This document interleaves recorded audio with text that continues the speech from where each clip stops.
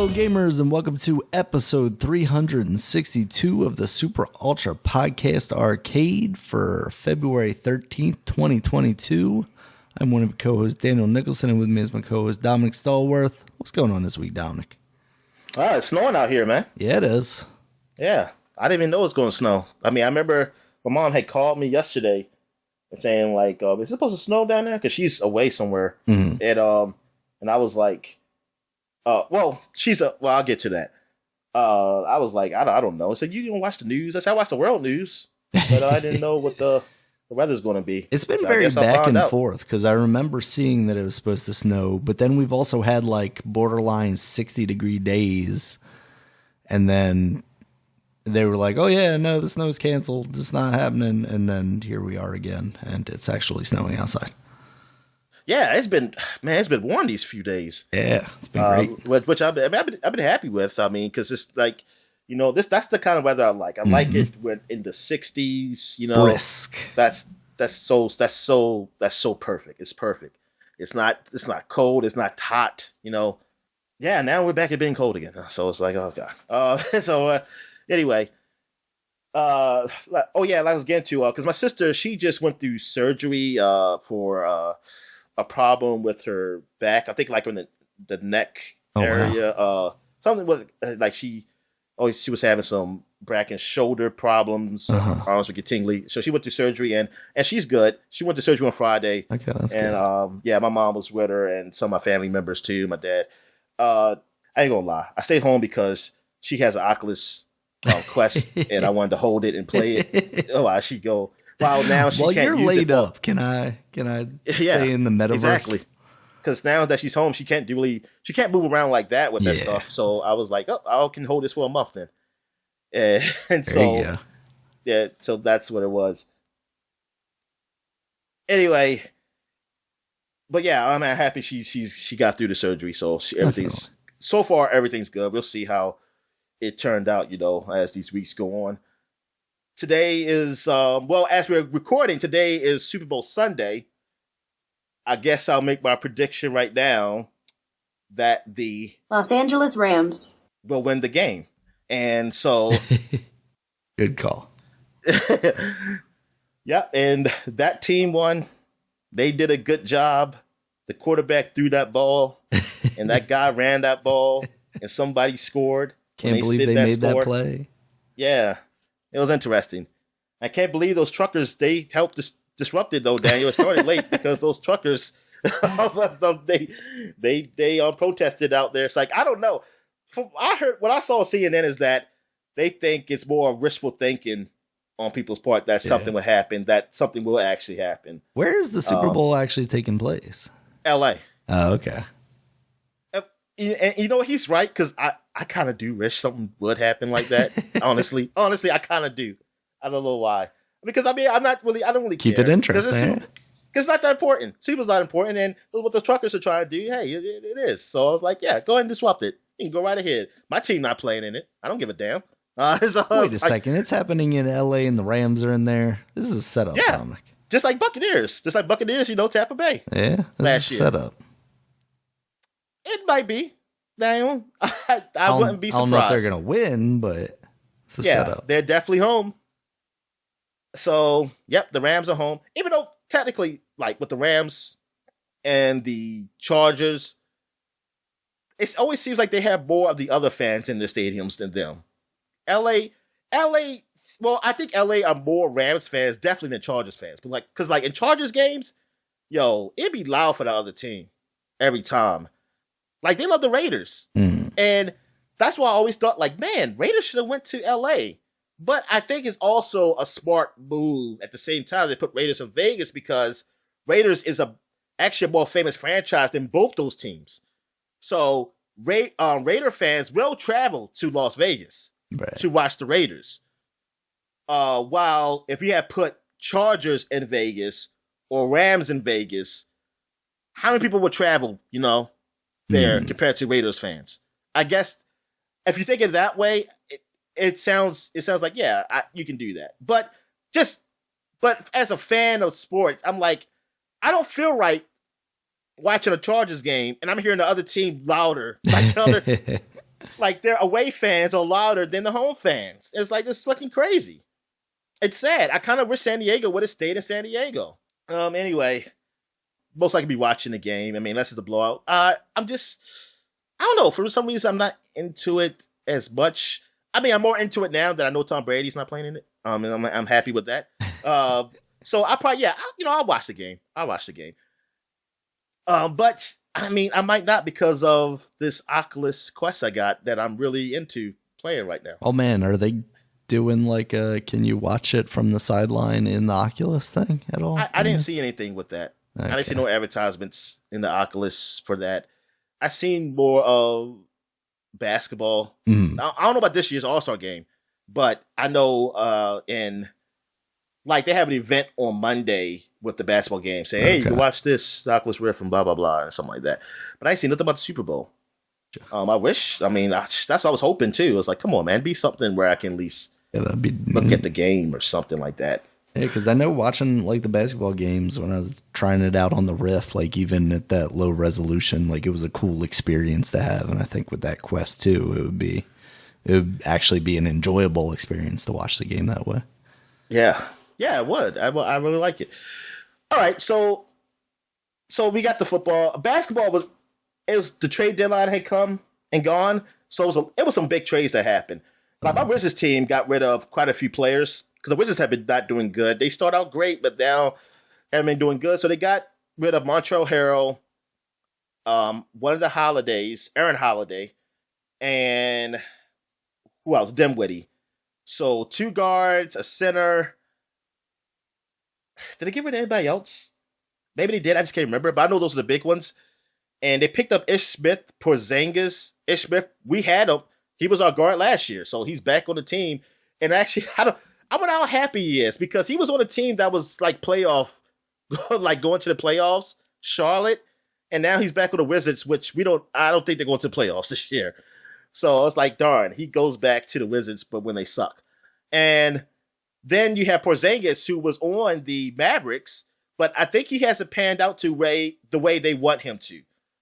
Like they really expect the big days for him with the Mavericks, and he hasn't come through for them. Now we got him. I mean, I hope he does well here, but the Wizards they haven't been hit on much. The last game, I didn't watch the last game. They won the game before against the Nets, who they were down a man. Well, they're down 2 men technically. Harden and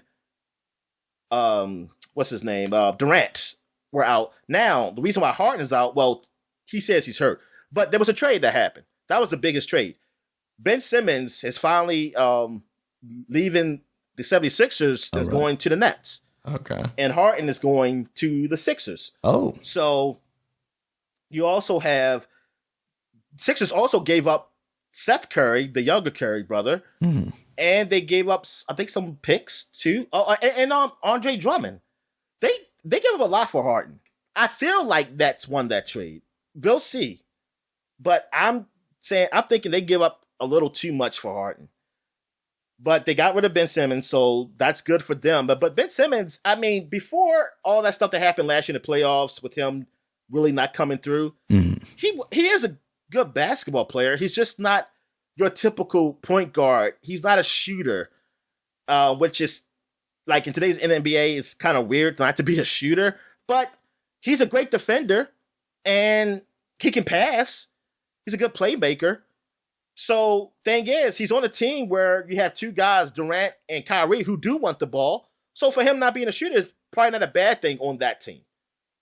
And then they got Seth Curry and Andre Drummond, another big for the middle. I mean, they're looking okay. It looks looking pretty good. I was surprised that Harden wanted to leave. I didn't know why he wanted to leave the Nets, but apparently some things came out later on. I guess they're just rumors right now. It's nothing been confirmed. But for what people are saying is that Harden had a problem with just the way the organization was being run and how certain people were being let to do anything they wanted. I think mainly Kyrie. And then there was the All-Star draft, right? So after all the trades happened, they had the All-Star draft, which had been happening for a few years now, where you pick the teams for East and West, but then the top players on each side are the captains, and they just pick from that list their team they want. And so it's Durant and LeBron again for 2 years in a row, but also for 2 years in a row, Durant's not playing because he's injured. So that sucks. I kind of wish, like, come on, Durant can't pick. He's injured. Let somebody else pick, because he picked a sucky-ass team last year, and LeBron's team blew him out. So I was like, find somebody who can pick a team. But it was funny how it was set up, because Harden was one of the last picks. You see, Harden and Gobert, the center for Utah. So Durant had to pick.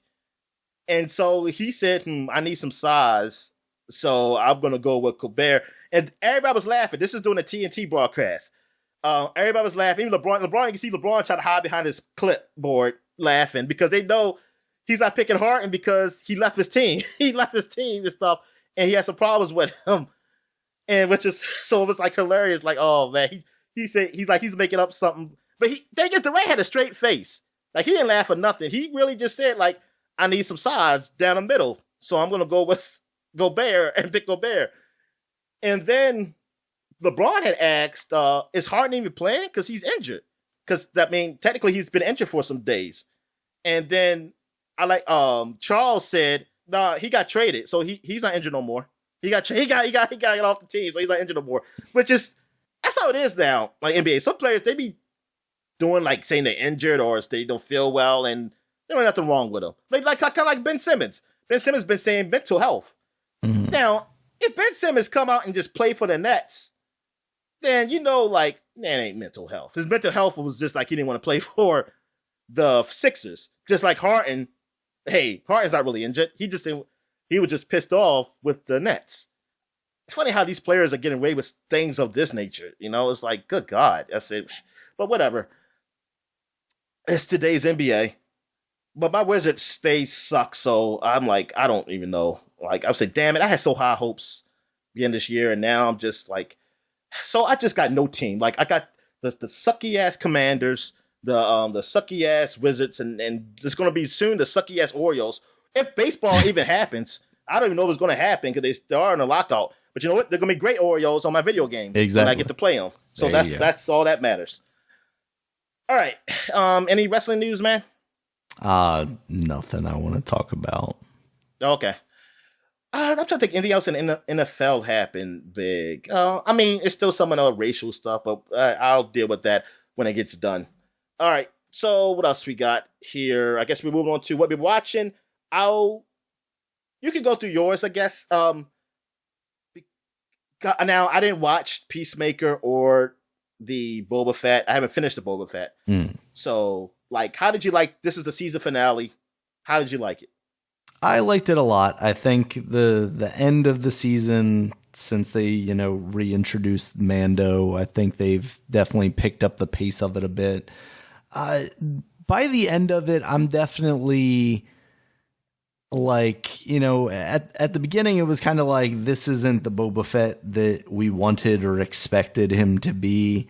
And like, now I'm thinking about it more like, I never watched the Clone Wars and stuff like that, where he was featured more often. So I don't know what character they were developing for him in that series. It's mainly just based off of what I've heard about it and, what I know from, his stoic character and then just flying into a Sarlacc pit. So I don't know. I'm not as down now on Boba Fett and the way he's portrayed in this show. Once he started talking about like him teaming up with the other bounty hunters and basically saying like, why should we continue dying for these morons, and then of course he kind of turns into that person, right? He's like, yeah, why should we die for those morons? But also I just want to randomly keep this, die for me. I want to keep this city safe for some reason all of a sudden. So there's kind of like two mixed feelings about that, where I'm like, okay, I'm starting to see like why he is ruling the way he is. And I don't think the series did an incredible job with that necessarily. Like the Tusken stuff I think is interesting, but maybe doesn't go as far as it needs to lay the groundwork for where he ends up mentally. But I think overall, I think the series works. It's another one of those that I think benefits from a pretty good finale. You know, a lot of these series have been like, oh yeah, these are all right, and then the finale kind of pushes it one way or the other, right? Where it's like, oh, that could have been better, or oh, that was really good. And I think this one, it pushes it more into the, okay, this was a good series overall. A lot of, you know, especially with last week's, which you did see with Cad Bane returning, you start to get a little more of the fan service stuff. And of course, last week's also had, you know, Grogu and Mando stuff, as well as Luke stuff, and you see Ahsoka again. So the fan servicey stuff really gives them kind of a pass. But I think those were the two Mandalorian episodes were just really good television too. I think the Mandalorian just has proven to be a really good character in these new Star Wars entries, you know, something we didn't necessarily get out of the new sequel trilogy. And I think they kind of really nailed it with him, and that's why people had so many issues with Boba Fett, because we had just gotten what we kind of wanted Boba Fett to be, besides, you know, maybe a little more, you know, a soft edge to him because of the Grogu stuff, where in that first episode, you start to see Mandalorian back. He is being a little more ruthless because he doesn't have Grogu with him, and now he's got the Darksaber. So he's just like cutting dudes' heads off like he was at the beginning of the series. And it's like, oh yeah, this is what we were kind of expecting to see out of Boba Fett. Yeah, so I think the finale itself, I really enjoyed that episode. It goes through some things, and there's some cool stuff that happens in there. So I'm excited to talk about it a little bit more in depth once you finish it. And yeah, overall, I'm pretty satisfied with the series. Okay. So how about Peacemaker? Now, how many more episodes of that? Was that the last one too? There's one more episode of Peacemaker, as far as I'm aware. They're definitely getting down into it. I kind of said that last week. They were kind of getting down into it. But this one, definitely some stuff happens. And another good episode. They're really just, you're getting to the point where you're starting to see where Peacemaker's head is, and they're making him more of a sympathetic character. You know, he was kind of the punchline at the beginning of the season. That. Yeah. And it's weird because I did watch some of the last episode. I haven't finished it yet. Okay. But just seeing that, it makes it like they put in these moments in this show, and it's confusing me because I don't know if I want that. I mean, it's not that it's bad. It's just that I wanted this show to be funny and I just laugh at. And they put in moments where like, okay, I care. And I was like, okay, you're confusing me. Like, what am I supposed to be feeling here? Because I kind of want them, because he was like upset when somebody got shot. I said, man, he just murdered those people. I was like, okay, so now am I supposed to care you murder people? Because I thought this is going to be one of those dumb funny shows where somebody gets killed. It's not really a big deal. Right. And now, as opposed to feel like it's a big deal, because if I am, then all this shit is just fucked up. It's like I don't know.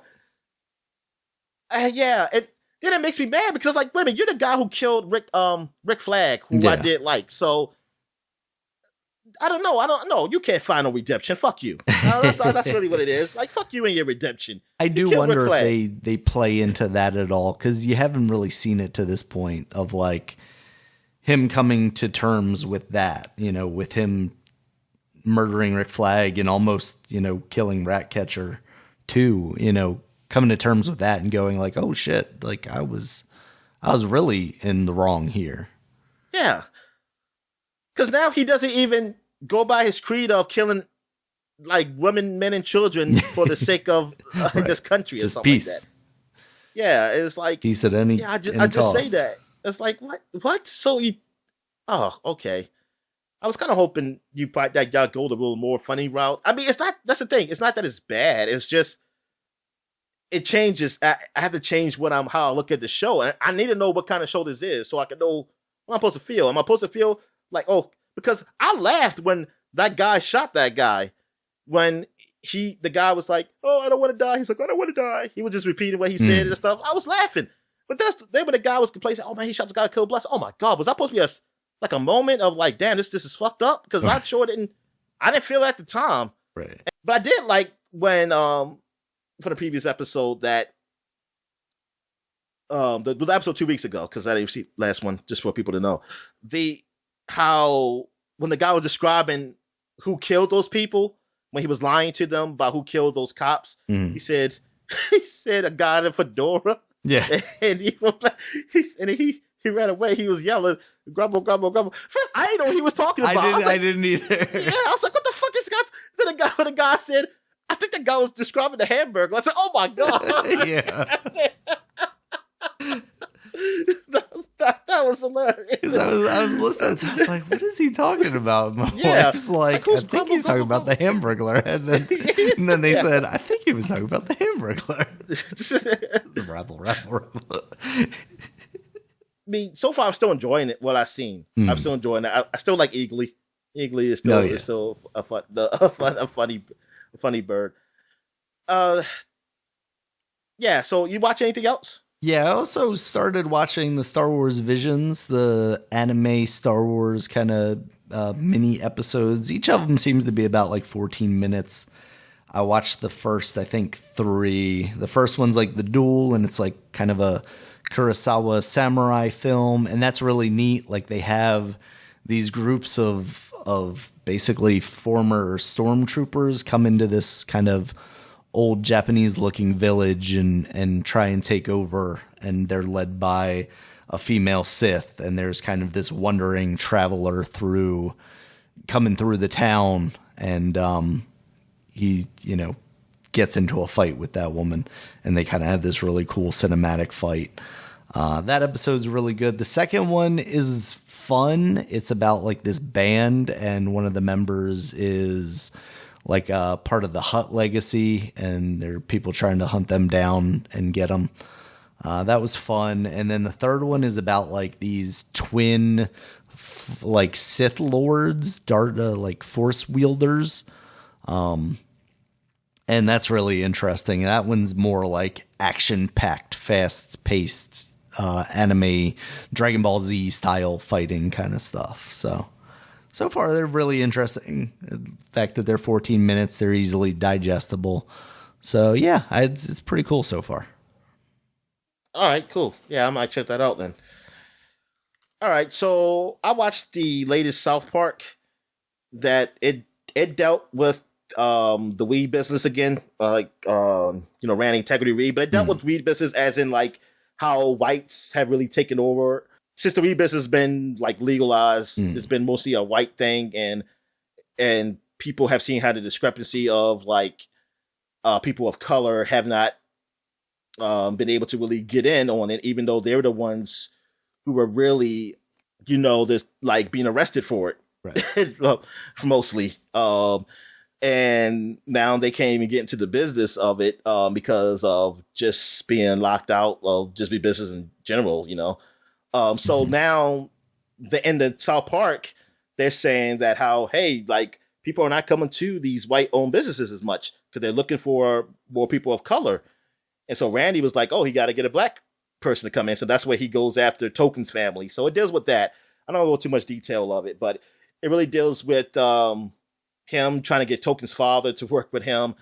And also learning that Token's name is not Token, like Token Black Kid. It's actually Tolkein or IEN. I forget how you spell Token. Yeah, so it's spelled like J.R.R. Tolkien. And that's why he said he named his son after J.R.R. Tolkien, his favorite author, because he loved those books. And that's when Stan and the father is coming to realization that, oh, that's why your name is Token and not the other reason. And now these people in the town, but it seems like everybody else knew that though, except for Stan and his father. Well, his father's, is just a racist guy anyway, so it doesn't matter. But but he's like the oblivious racist guy or whatever. Not the Cartman racist. So yeah, so it's kind of it's a funny episode. I mean, it was okay. It was pretty okay.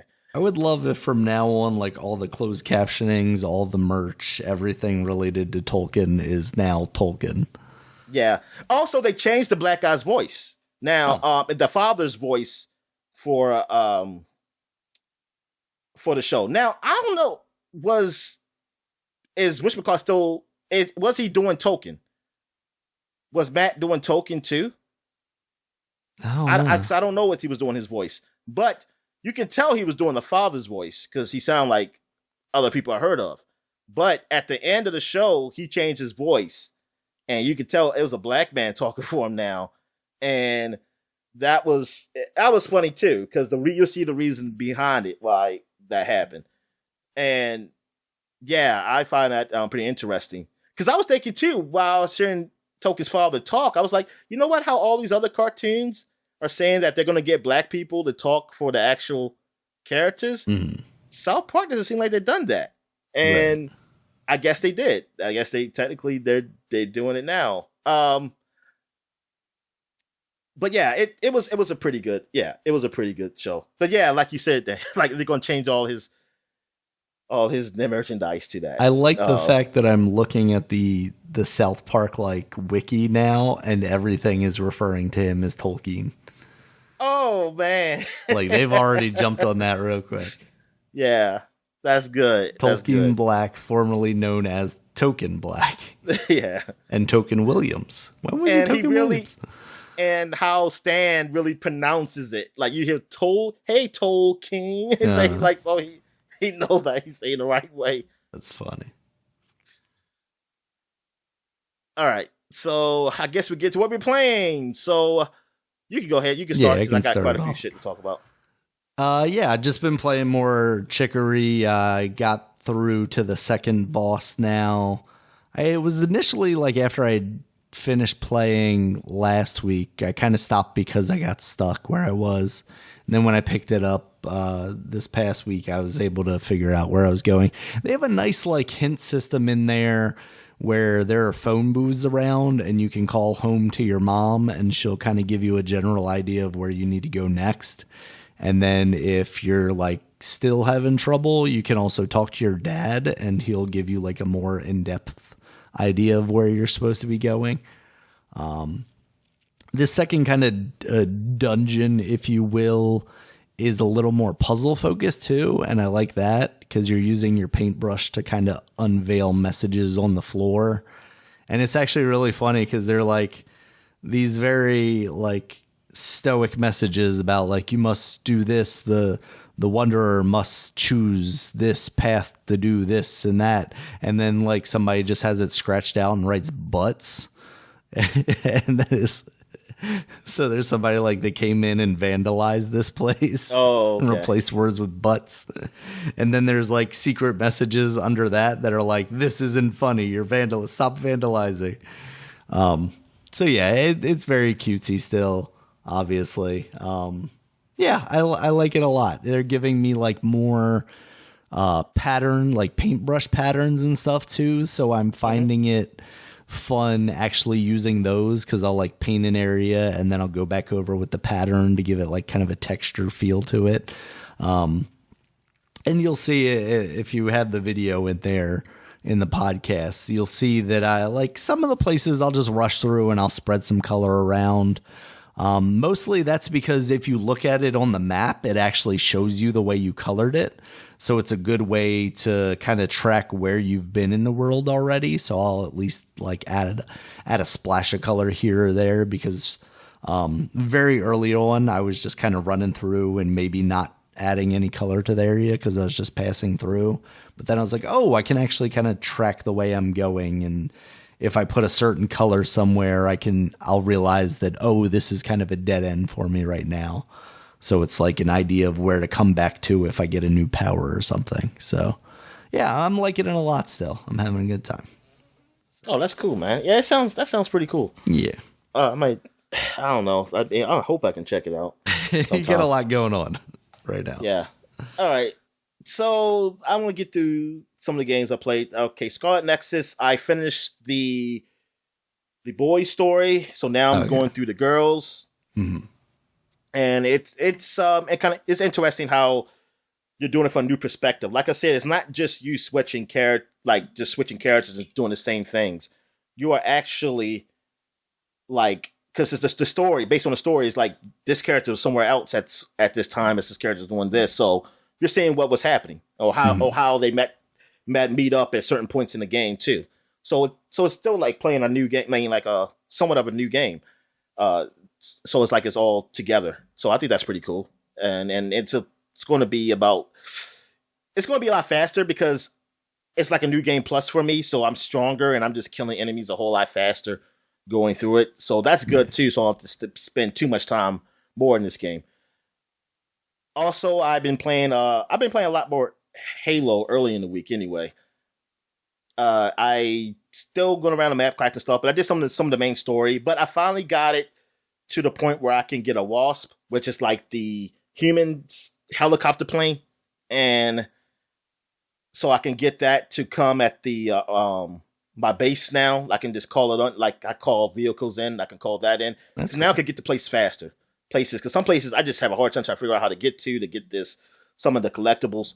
So now I got that ship. I can get to places faster and everything. I mean, seriously, I watch out for guys shooting you down.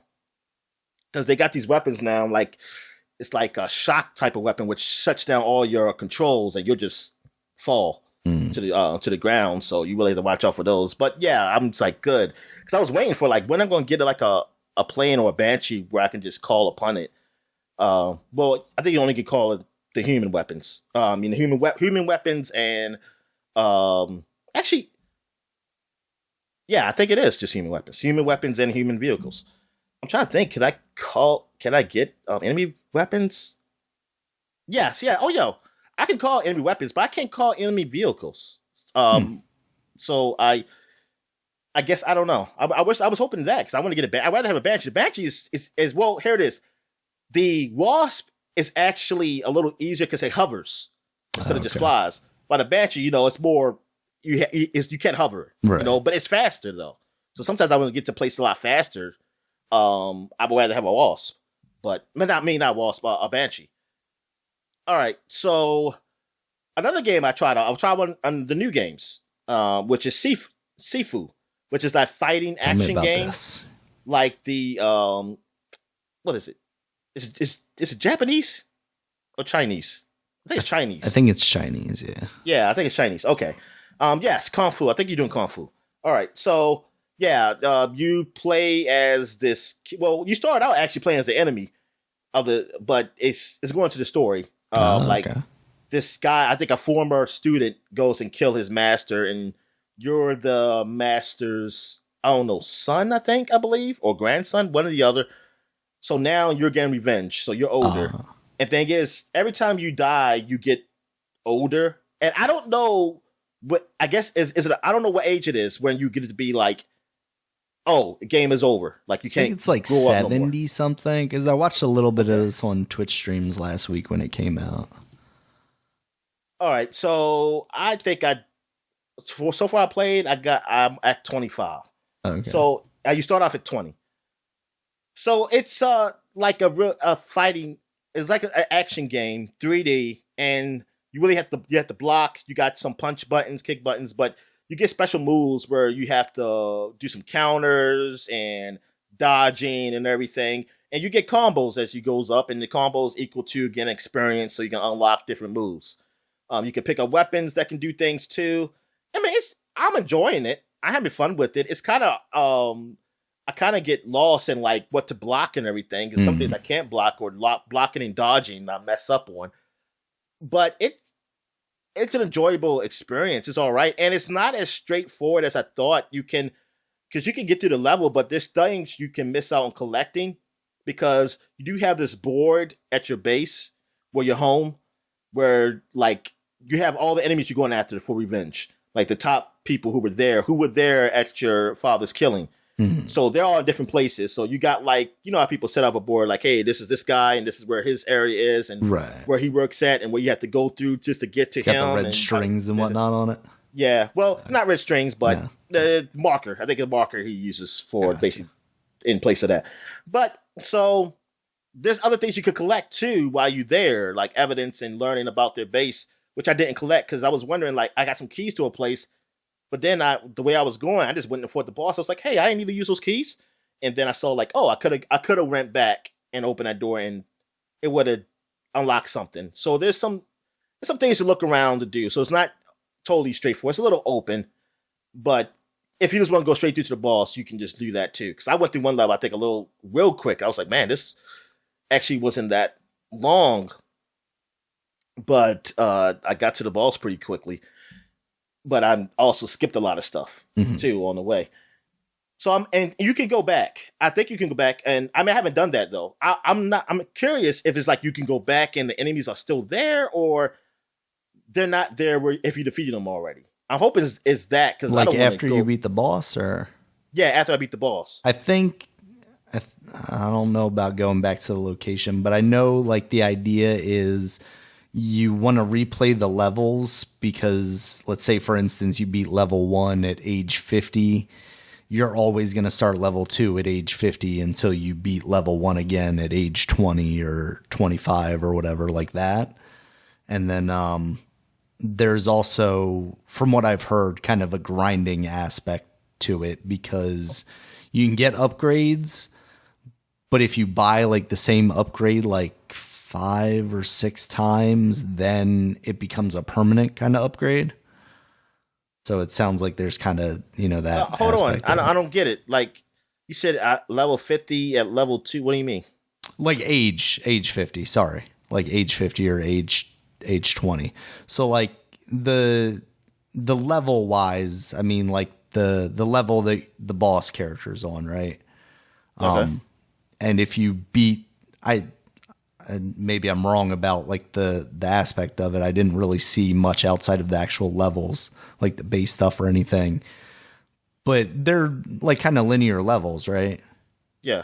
Okay. Yeah. So like if you beat level 1, but you died a ton of times and you came through that level at age 50, then you only have age 50 to age 70 or whatever time you actually die to be able to beat the rest of the game. Whereas if you go back and you can beat level 1 at age 20, then you've still got all that. So if I go back, I'm back at 20? If I go back to level 1? Yeah, if you start like all the way back. Yeah. So you basically...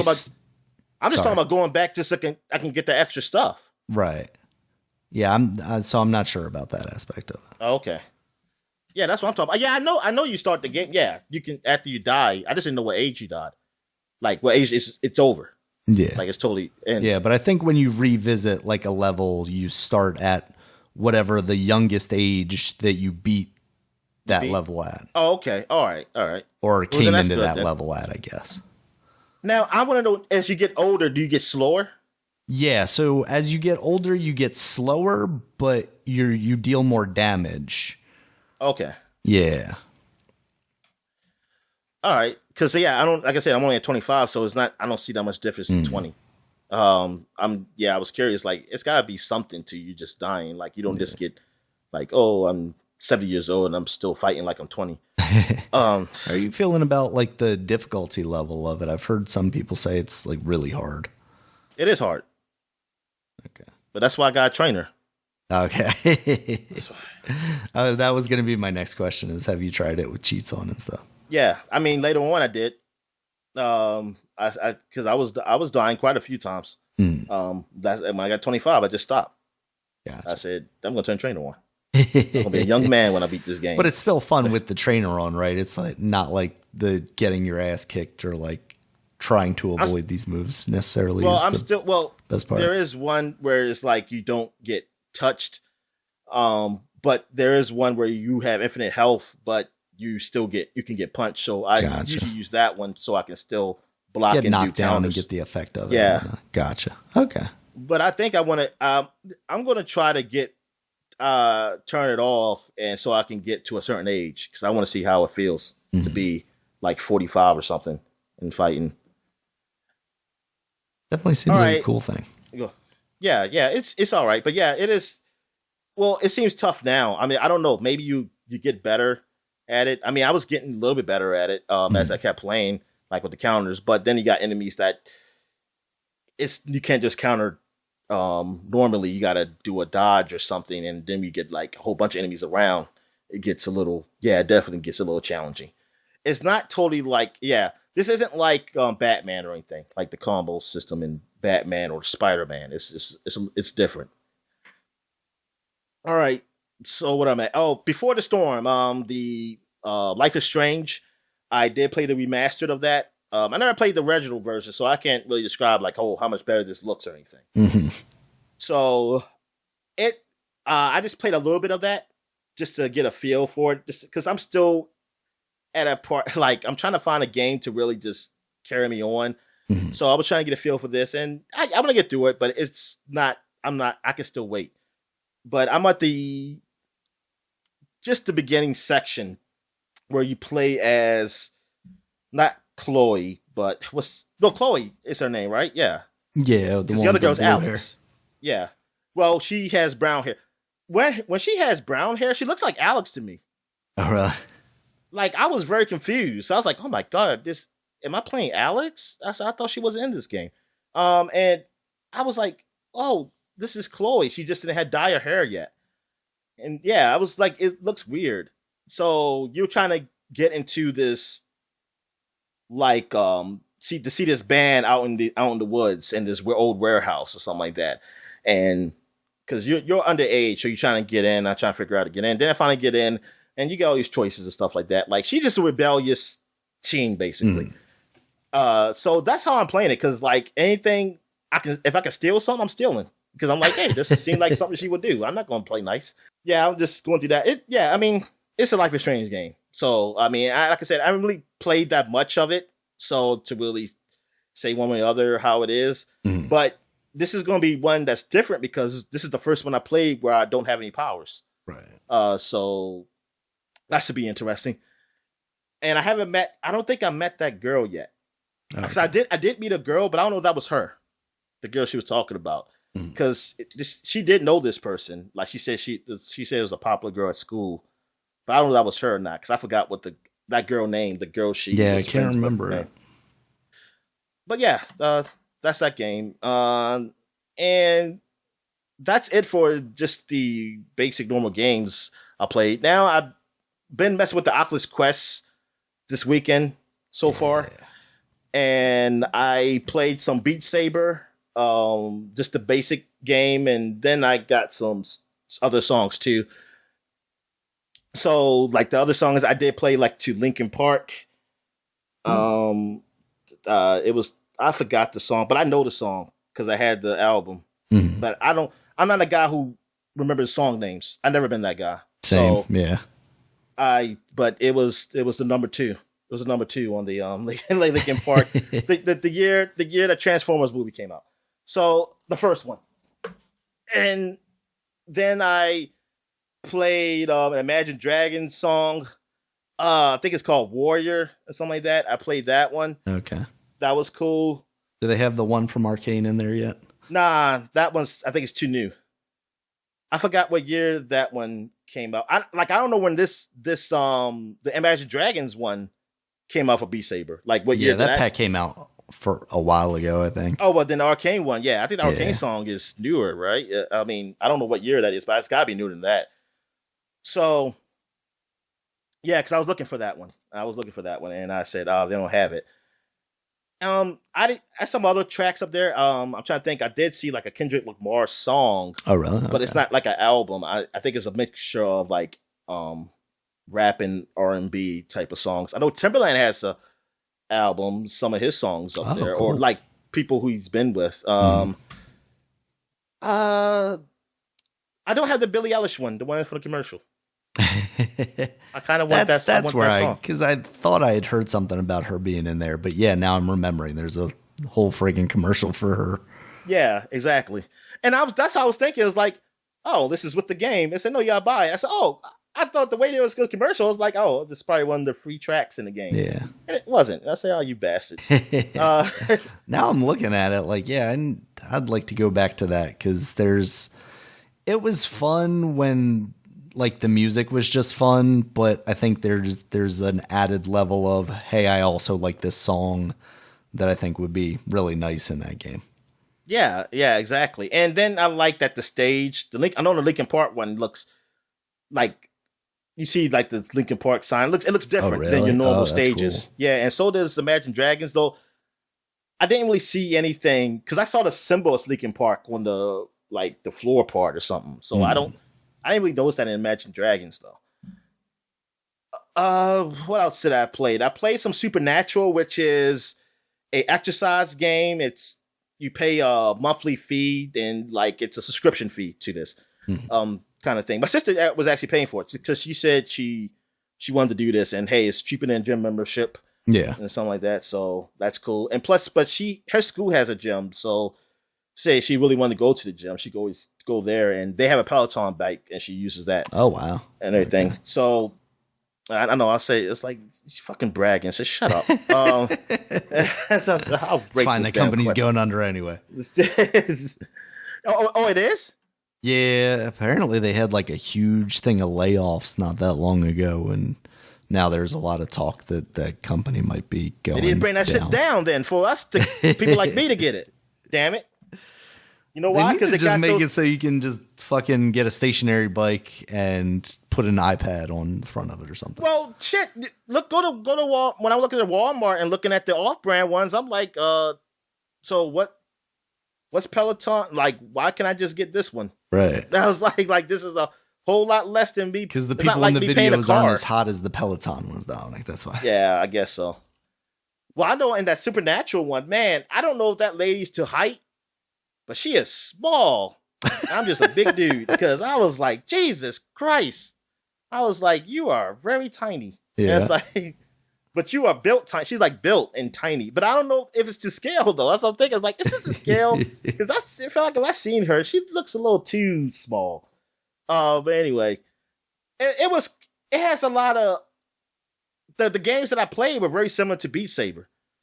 But the music was better. I will say that. Right. As music I actually know. Well, the basic bass music, because compared to the bass music of Beat Saber, and yeah, you it's still like you move your sticks to the position of where the arrows are instead of blocks is balls. But they also focus on boxing and stuff. So, but I had to look, man, I'm just starting out. I'm not that athletic at all. So I don't want to do nothing too intense, because I was doing one. It said it was like low intensity, but I guess it's low intensity to be like, hey, you exercise every day. Because I was like, good God, man, I'm about to kill myself doing this. What are you doing? So then I found somewhere a program where it was like, okay, for like really just starting out with the whole game. Buy her a replacement face thing when that one's full of sweat. Oh yeah. What else have I played? I also played this bowling game. I'm trying to remember what it was called. Let me look it up here. Wii Bowling.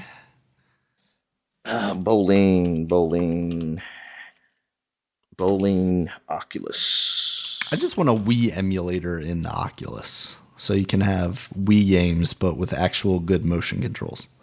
Yeah. Well, the thing is, this VR bowling, I don't know.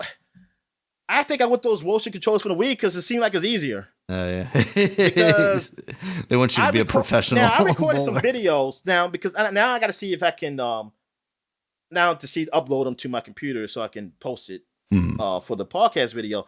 Because I think it's called Bowling in, what's it called? For VR Bowl, Oculus Quest 2. I think that's what it's called, this VR Bowl. Okay. Because that ball, the first ball I threw went to the other aisle. And it zoom went to the other aisle, and they don't have any pins on the other aisle. I wish they at least had pins there to say, hey, I hit them. And because since I was starting out, they had the bumpers too. But yeah, I was throwing the ball a little too hard, but I finally did it. But I'm always going to the side of the bumpers. Then eventually, as you go to different frames, the bumpers start going away bit by bit, until you get to like normal bowling. And I was just doing gutter balls. And I also tried to throw it at the computer, some of the AIs who were over there, and just throw it at them or something. And you can walk around you can walk around the whole the alley and like go to other aisles and stuff like that and see them. Like you see them bowling, but they're not holding the ball or there's no pins around. It's like, come on, man, you can at least have that. And but yeah, it was fun. I mean, I just gotta figure out how to bowl, man, because I cannot get the ball to go straight with it down. And it has a whole system. You can play online. You can also you go up levels. You can unlock different balls. Some balls make noises. Like you can try them out. Like when I go to the hub world, I was looking at different balls and like I picked up one ball and making a noise it was a cat ball and made like a meow sound or something like that. And so that was interesting. What other game I played? I also played some of the Vader Immortal, which is cool. Like a story-based game. You play as a guy who has force powers. You didn't know that though. You were just I think you're just a smuggler or something, or an archaeologist. I don't know. You gotta collect stuff and sell stuff. I think you just get some money. So you were we went to hyperspace, but then we got put out of hyperspace by Vader's ship.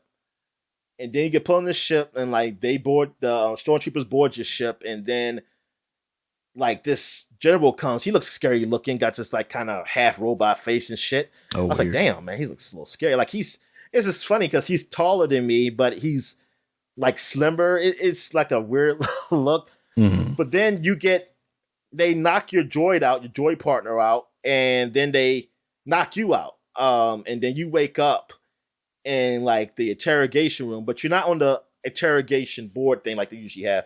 But you see that big doctor robot looking thing, ball thing that usually do the interrogating. He's like orbiting you.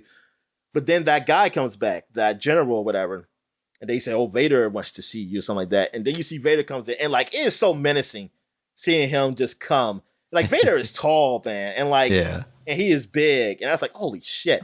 And then he said, "I want you to open this," and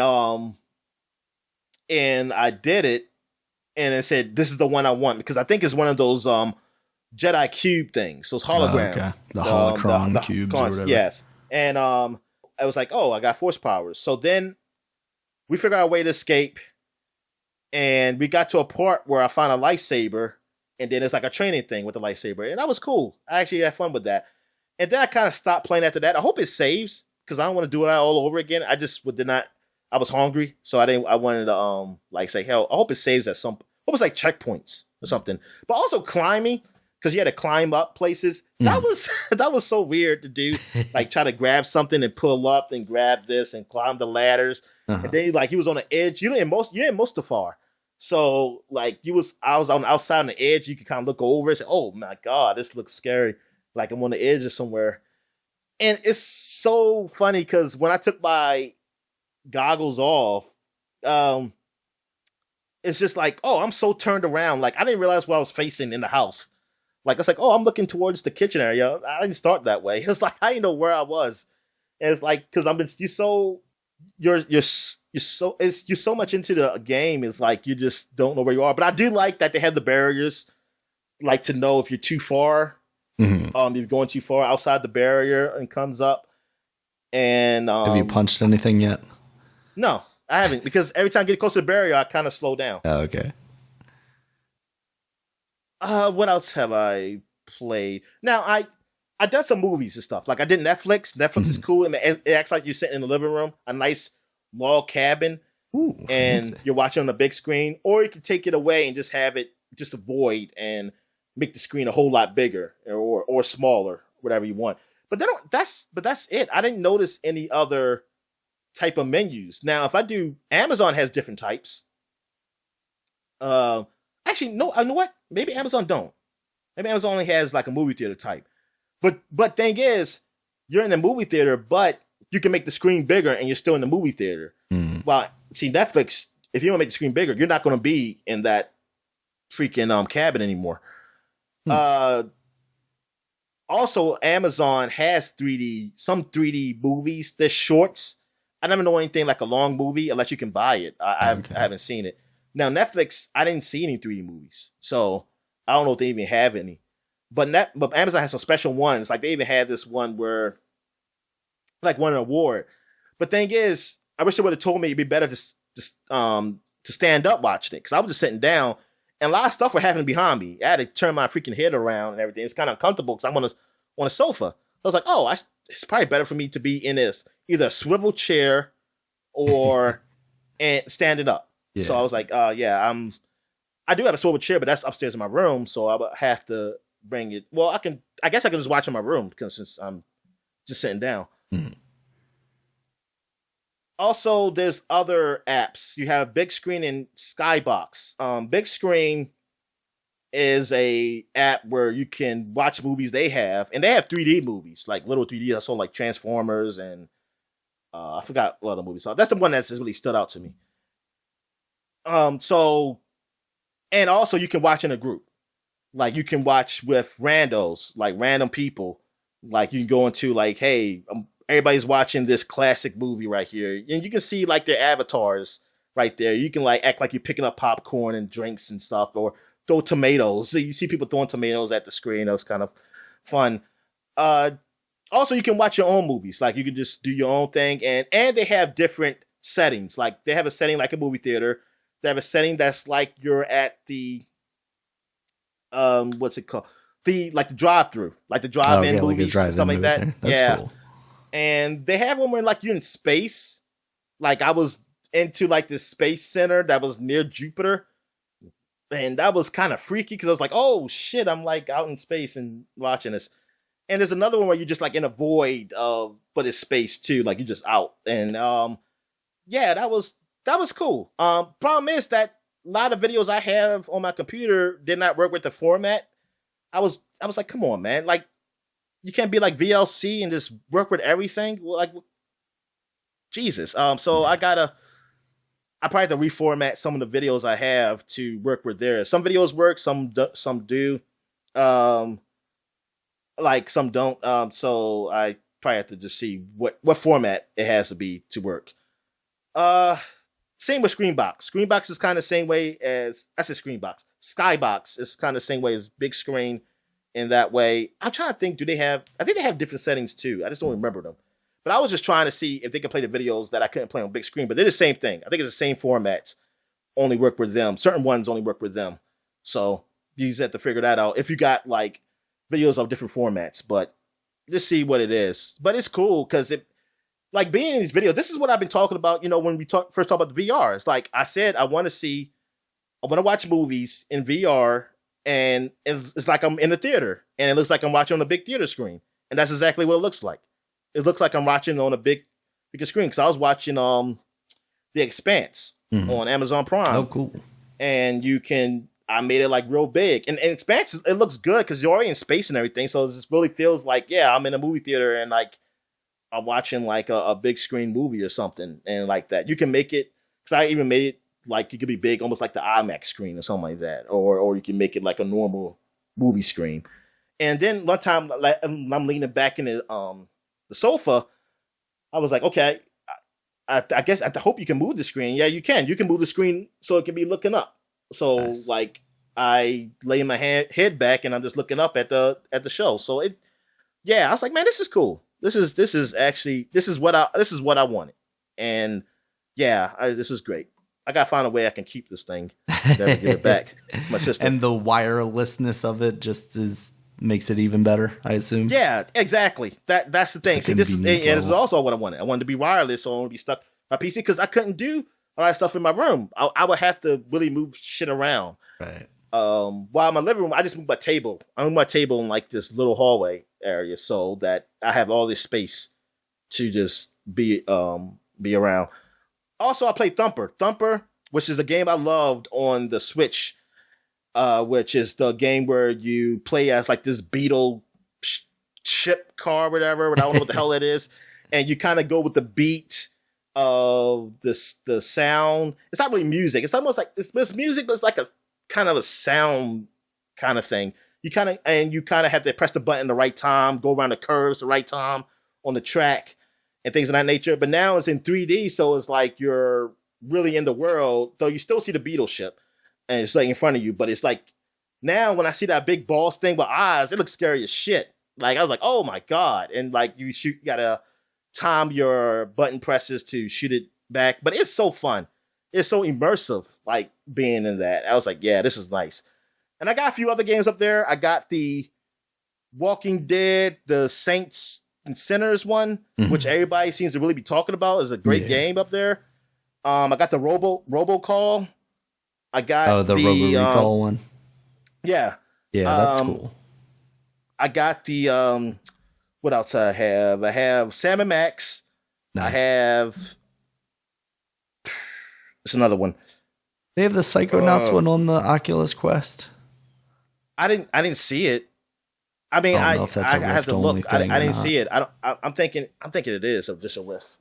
Some of those games I didn't get. I can get RE4, but I'm too scared. But I might just get it. I might just get it. You gotta do it, Dominic. You gotta do it.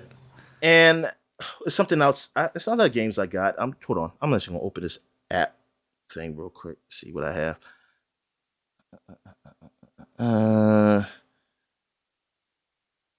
Yeah, it looks like Rhombus of Ruin is only on the Rift and the Rift S, so that would have to be an Oculus just like Rick and Morty. thing. I didn't see Rick and Morty on the Quest either. Yeah, because I think those came out so early that they didn't really get versions of those. I'm trying to think of some games I want to get to. Population 1, I've heard good things about. It's like a battle royale game, but in VR. And Pistol Whip. I saw that. But I didn't know if it was good, like anything good. But you said you heard good things about it? Yeah, I've heard good things about that. But also Pistol Whip. I've heard that described as basically like Super Hot, but mixed with what's the Keanu Reeves movie where he's a mafia style guy? John Wick, like that kind of thing. Oh, okay. Oh yeah, I did. That's what I did download Super Hot. I just haven't played it yet. Yeah, that Super Hot's definitely cool. Yeah, get the table tennis game. 11 table tennis. Oh, table tennis. No. I think I got. Did I get? I didn't know. I didn't get the sports game. All right, here we go. All right, so I did that. Yeah. Okay, 11 table tennis. That's real popular apparently. Yeah. Climb 2. I did get. Okay. I just didn't play it yet. Pistol Whip. I didn't get that. I'm gonna probably download it. Yeah, I would definitely say check that out. Ricky's Plank Experience. I didn't play it yet. Oh man, don't do that. You're gonna be jumping off nothingness. Job Simulator. I did get. Oh, cool. I did not want to even touch Five Nights at Freddy's. I was gonna say get Five Nights at Freddy's. Oh my god, I could barely play that. Just Moss is on there. What'd you say? Moss, that mouse game. Oh, I downloaded it. Yes, okay. I downloaded Moss. I just didn't play it. But there's some things like Blade and Sorcery seems to be popular. And Super Hentai Sexy Fun Time seems to be. You should definitely get that popular. One. I figured out a way for you to not have to return it to your sister, Dominic. A game called Demio. Yeah, I heard people talking about that on like Game of the Year stuff. Oh, okay. I might have to download it then. And it's only 722 megabits. Okay. Tetris Effect. Oh, right. I forgot. I did play this game. Oh, okay. I played Tetris Effect. How's that look? I mean, it looks cool. It's all right. I lost the time I played. But yeah, I mean, because I like that game and seeing it like that. And then my sister was saying she wanted, but she said, I didn't want to pay that much for it. I'll say, but I'll get it for her. There's a game called Captain Hardcore. I'm going to say that's going to be something probably about sex. Something like hardcore sex or something. Battle of Honor Above and Beyond. Oh, yeah, yeah. Yeah, I want to try that. Though it was big and I didn't feel like waiting for it. so yeah, I've heard kind of mixed things about that, but that's the one made by Respawn. Okay. I think Walkabout Mini Golf I've heard good things about too. I think I downloaded that. Okay. That seems cool. But you know what? I was looking for, because I looked at YouTube too. And they got some 3D stuff. Oh, it was cool. Like, I forgot where it was. I don't know if it was YouTube or was it? I think it was Amazon Prime, where it was like showing some great white sharks. I mean, that's the scariest shit, dang. Yeah. You're just in the water. Yeah, that's and you just see the great white just swim next. I said, oh my God. I said, I'm just shitting myself here. And I was like, and yeah, I was like, oh, it's just funny. Because I always have dreams about that, like just being in the water and it's a giant thing to swim by, and I'd be scared of shit. And and now I'm just seeing that. I just closed my eyes. I was like, oh my God, no, go away. But I can't do Google Maps. I want to do Google Maps. Oh wow, I'm surprised by that. I didn't see an app for it. Like I was looking for where's Google Maps at? And I was like, is it under YouTube or something? Where am I supposed to go? And yeah, they didn't have an app for it. You got to use Facebook apps or Facebook Maps or Meta Maps now. That's what I'm saying. Is there another map thing? Because I was like, I want to do something like that, but I don't know anybody else who does that. Yeah. Is it MapQuest? Is there a MapQuest? Is there a MapQuest version? Hold on, I gotta look that up. Like Google Maps on the Quest. Like how the fuck? Yeah, because I'm looking at Google Earth VR and it just says compatible with the Rift and the Rift S. Doesn't say anything about Quest. So that's okay. Damn. Is there no other Earth VR thing that's not like 2-minute videos of you just being around nature? I mean, it's cool, but it's only 2 minutes. So, I want to walk my old neighborhood. I'm thinking maybe that's one of those you'd have to do through the link. Yeah, I mean, I can do the link. Maybe I'll do that. So, how would that work? Can I just go under your name on Steam? Yeah, because you've already got access to my library, right? So I think you'd just be able to... not anymore, because I had to redo my computer. Right. So yeah, we can get that set back up, though. And then I think you would just be able to launch those through there. All right. So let's see. So that's it with the Rift. So I'll maybe talk about that for at least the rest of this month, and probably 1 week, like in April or something, until I can give it freaking back. And then I'm going to be a sourpuss for a while because I ain't going to be able to play it no more. Yeah. Yeah. So yeah, the Rift is definitely is interesting, man. I mean, it's fun. I like it. And now it's affordable. It's affordable to at least get the system. I mean, some of the things are probably a little. I don't know. I mean, I'm seeing things for like $40 and $30. I don't know if it's worth it or not. I don't, because I have to play it more to see. Is like, hey, is this worth this price? Because the Vader stuff, I think the whole bundle was $30. Well, all 3 of them. It's 3 chapters. Mm-hmm. And I think one of them was only 10 or 20. I forget. I don't know if maybe that 20 is worth it for one of them. I'm not sure because I haven't beaten it yet. I mean, I was there a good amount of time. I've been getting lost in this thing because I've been looking at the time. I said, oh shit, is this time already? Come on. Yeah. Let me ask you this, Dominic. If you had $250 to spend on this or like go towards one of the consoles, would you choose this over one of the next gen consoles? I probably would, only because I can do the Xbox Game Pass. Right. Now, you have, the PS5, but the games haven't come out yet. So I think that's what makes it easier. The games haven't come out really yet on those consoles where I can still wait. I can still wait and get it when more games come out. I guess. Where more exclusive games, I should say, come out. Because right now, I mean, they could play better up there, but I could be like, I can get it later, and then those games will be cheaper. Mm. Those games cost $70. All right. So, and also I need to lose weight, so that'll be better for me to get the VR. All right. So I guess we'll take a break, and when we come back, we'll get to the flashback segment. All right. And we're back. And then we're flashbacking to 2012, 10 years ago. This week, we got The Darkness 2 came out, the last and final Darkness game. And I liked it. It was actually pretty good. It was more, I think, was this the look of the game? I'm trying to remember.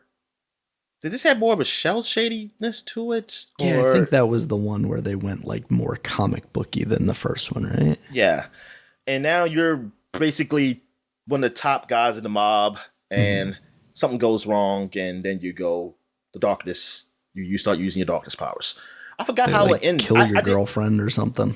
I thought they did that in the first one. Oh, they might have. I don't remember. Yeah, they killed your girlfriend in the first one. Okay. I don't know what happened in this one. I beat it though. I just don't remember the full story. But I like the Darkness game. At least like the first one and the second one. I mean, the second one was okay. I actually played it for the first time while we was like early on in the podcast when we were doing the podcast. All right. So what else we got here? We got Gotham City Imposters came out. And this game, damn, it's 10 years. It's been 10 years. That's crazy. It always feel like it's longer. For some reason. I feel like it's super old. But yeah, it was that game that had nothing. I mean, it was no Batman and no Joker, but there were these teams that portrayed Batman. Yeah, it was like street hooligans dressed up as Batman and the Joker. Like a Team Fortress kind of thing going on here. Kind of thing. Just like, but more like Team Deathmatch kind of thing. But yeah, it was fun from what I played. I only played the demo because I never bought the game. And I'm trying to think, did it ever come like just either free, or was it like free with Game Pass or something? Not Game Pass. I don't know. I can't remember. I felt like I played it again after it's been out for a while, and I know it wasn't a demo. I didn't play, but I mean, I think the servers are down now, so I don't know if you can even play it now, honestly. But it was. I mean, actually, it wasn't bad. It wasn't a bad game. I think it got decent scores. Also, you had the Jack and Daxter collection for the PS3. This is the HD collection of the Jack and Daxter games. I believe I have this game. I think I have this. Yeah, I played all the first one again, and I played some of the second one. I never did finish the whole collection, but they look good. They look good. You also look. It's been 10 years since Kingdoms of Amalur Reckoning came out. I was surprised when I opened this up and saw that. I was like, I can't believe it's been that long. 10 years. I mean, maybe we just had the remaster come out, so I guess. Yeah, makes sense. But yeah, this is Kurt Schilling's great debacle. I had guess. to sell the bloody sock just to make Kingdoms of Amalur happen. I felt bad for him. Now that I know what he is, I don't feel bad for him for this. Now I don't. I'm like, you know what? Yeah, get the fuck out of here. Stay out of the game business. Make sure you pay Connecticut back. You bum. Yeah, exactly. Look at that. Taking handouts from the state of Connecticut, Dominic. Resident Evil Revelations came out for the 3DS. It's crazy. This is the first Resident Evil game on 3DS, right? I think so. Okay. It was the first one that was like a real proper one too. It was supposed to be good. Yeah, it was. I think it got rated pretty good when it came out. It's a pretty crazy week. And now it's been, just think of it, like it's been out a few times now. Like they really be releasing these games, man. Like I think 4 still has probably the record for most re-releases, and between like the 4, you got 5, you got this. I don't know. I think Revelations. I'm trying to think. Either 1 or Revelations. It's got to be more than 5 re-release, like being re-released. Yeah. I almost feel like I've seen Revelations more than the other ones. Now 6 got re-released though, but I don't think it been re-released that much. It was on 360 and they got released again. I'm trying to think of other systems.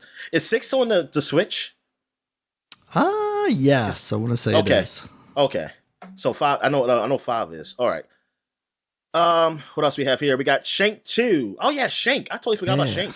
But Shank 2, I played the demo of this. I played the demo of Shank. I mean, it seemed like an alright game. It was okay. I just never bought it. I never bought it, so I never played through it. But it just seemed like a nice action game. Like I think I mostly like the look of it more than the game. Yeah. It definitely looked awesome. It looked like Archer. Yeah. What else we have here? The House of the Dead 3 for the PlayStation Network. So that's just released on PlayStation Network. The Simpsons arcade game released on PlayStation Network. It had released on the Xbox, I believe, last week. Mm-hmm. And Jagged Alliance back in action on the Windows. I don't know what the hell this is. The hell is a Jagged Alliance? Oh, the Wikipedia page ain't helping me. Apparently it's a whole series. Tactics game. A very weird font. It's $5.99 on GOG. God damn. Yeah, it's very old. But this is the first one. Which one is this one? This one is Back in Action. Oh, okay. Back in Action doesn't look too terrible. It looks like I don't know if it's a return to something. Okay, yeah. Or like a remaster of it, or if it's just a newer one of those in the series. But it looks definitely, it looks more modern. But this apparently is a series that goes back since 94? It has like an old 95? Fallout kind of vibe to it. Like it has that isometric view in this like dystopian looking world, or at least this environment's deserty. All right, so what else we have here? We got, I'm not going to say this iOS game, unless it's something famous. I don't know what it is. No. So I'm going to go to the Wii, the last game for 2012, and that is Rhythm Heaven Fever. Always heard good things about these games. They're basically like WarioWare-esque games. There's a Rhythm Heaven on the DS, right? Or the DS, 3DS? Which one was it? I feel like I've seen that font. Yeah. But you know what? It's that new Beat game now that you saw on the Switch. It's on Xbox, on Game Pass. Oh, right. It showed it on the Nintendo Direct. Like it's like the Taiko Drums one. Yeah. Oh, really? I didn't know that. Yeah, that's on Game Pass. Yeah, because I meant to play it. I downloaded it because it's not on the cloud. I need to get one of those GameCube to PC controllers so I can hook up my Donkey Konga drums and play it like that. Oh, okay. But I just like how they've been telling you the songs on the Switch. I was like, well, are we supposed to know these? I was thinking like Japanese songs. I was like, I don't know. Yeah. You know, did it sound? I mean, honestly, sound good. Just like when I'm watching those anime, I'm like, yeah, this song sounds good. I don't understand what they're saying though, but it sounds good. I was always wondering, like, do they do that for American music? Do people across the country, across the seas, be doing that too? It's like, yeah, this is a good song, and they don't understand what it says. Yes, absolutely. Oh, okay. All right. So where I'm at now. So we're going back 20 years. So we got Super Mario Advance 2, Super Mario World. We mentioned this from the covers of this game. But yeah, the long-ass title that you could just call it Super Mario World. Just call it Super Mario World. Shit, fuck. Super Mario World Advanced. Yeah, exactly. So you know it's not the not as good version. Why is it not as good? I want to say because it doesn't have as many buttons as the SNES, but also I don't think you really use that many buttons in a Mario game, so I think it was fine. It was perfectly fine. Oh yeah, I was about to say, yeah, I think those buttons were the same. But I guess there was no backlight to the Game Boy Advance. I guess you could say that. Yeah, there was that. Yeah. So I added my Afterburner kit, Dominic. All right, we got High Heat Major League Baseball 2003 for the PS2. High Heat. Oh my God, I remember High Heat, man. Oh, look who's on the front, Daniel. Is it Kurt Schilling? Kurt Schilling. Oh my God. When he was on Arizona. This is before we knew he was part of QAnon or whatever. But yeah, High Heat, man, I remember these games. Like, it's amazing how just all these companies had sports games back then, a while ago. And what did this get rated? This one, it got actually decent scores. Yeah, decent Game scores. Boy gave it 7.5. EGM gave it an 8. It's not the Game Boy Advance version. Game Boy Advance version got the PS2 version got really good. I think this was actually there's a reason why I know this one, because this was the highest rated baseball game at the time. I think EA's game sucked at the time. And what was the other 2K? I don't know if 2K was doing base. Yeah, I think it yet. Either they were doing it yet or did it come out yet? You know what I mean? Like, did it because they probably had it on Dreamcast, but they took a break. But yeah, I think this was like at the time the highest rated one between all of them. But then look at Kurt Schilling. Yep. Yeah, 2K didn't come out until 2005. Okay. All right. Was 2005 the start of who was on the front of that one? So Derek Jeter? Let's see. Jason Giambi? Yep. Okay. Derek Jeter. Derek Jeter, yep. I think I had one. I think I had a 2K Powered by ESPN, Dominic. Yep, that's when they had an ESPN license going for them. All right, here's a big game that came out. Maximo, Ghosts to Glory. This is the basic Ghouls and Goblins game. Yeah. So why did they call it that? Why did they just call it Maximo? They didn't want to scare people off, Dominic, because those games are hard. And I think that's why I never got this game. I think I read somewhere like, oh, it's a little tough. And so I was like, oh, that's enough for me not to even go for it. I was always jealous of this one. I would see it in the magazines and be like, man, I wish that was on GameCube. Well, you should have got a PS2, Daniel. Why didn't you tell your mom to get a PS2? Because I was a Nintendo fanboy, Dominic. Oh, God. I had things like Sonic Adventure 2 Battle to look forward to. Yeah, you can play online, right? Wasn't that online? I don't remember. I want to say no, but what was the hell was the battle then? Yeah, I don't remember. So I mean, I never did end up getting like the broadband adapter or the modem for the GameCube. So honestly, I'm not sure. Oh, but yes, Sonic 2 Battle is the next game that came out 10 years ago. And that was huge. That was with, Sonic really saying that, hey, it's official. Come over here. It's official, man. That it's you could play as like everybody in that. It was like you play as Tails and you search around for shit. Now, I was somewhat jealous of this because I don't think it came on PS2. Yeah, not immediately. No. Yeah, I think it came later. Didn't come on PS2 at all, apparently. Came on PS3 eventually. Yeah. Yeah, so I was like, man, because I wanted to just try it, but yeah, I was like, oh, whatever. Back then, I probably would have told you it was great, Dominic, because it was on a Nintendo console finally. Finally, Sonic comes where he belongs. Star Wars Race's Revenge, but grown-up Anakin. He's coming back for revenge. What's the story behind this? What, do you want to kill more Tusken Raiders, Dominic? Oh, man, the Wikipedia ain't telling me the story. I forgot. I read it. I remember reading in the Game Informer what the story was. Like, why did he come back? And I was like, so this is going to be like Star Wars Legends. This isn't canon. This isn't canon that he came back to do some more pod racing. The story takes place 8 years after the events of Star Wars Episode 1, The Phantom Menace. Famous racer Sebulba seeks revenge on Anakin Skywalker, who 8 years prior defeated him. They don't tell me how Anakin got there. He was like, yo, Sebulba called me and said he slept with my mom, but my mom's dead because the Tusken Raiders killed her. And I had to go back and race him. So, wait a minute. No, she's still alive technically, right? 8 years? Yeah. When did she die? She died when he was in his 20s. Oh, right. Because she died. That's right around the time he turns to Vader, right? Yeah. No, well, not turn, but like it was the second episode. This is 8 years after Phantom Menace. Right. But it's still before episode 2. Before episode 2. But gotcha. So you know what? This can't even be canon for when they originally came out, Daniel, because it's like, oh, he came back to this planet. Did he visit his mom? Because episode 2 made it like he never went there, He haven't been there since. Right.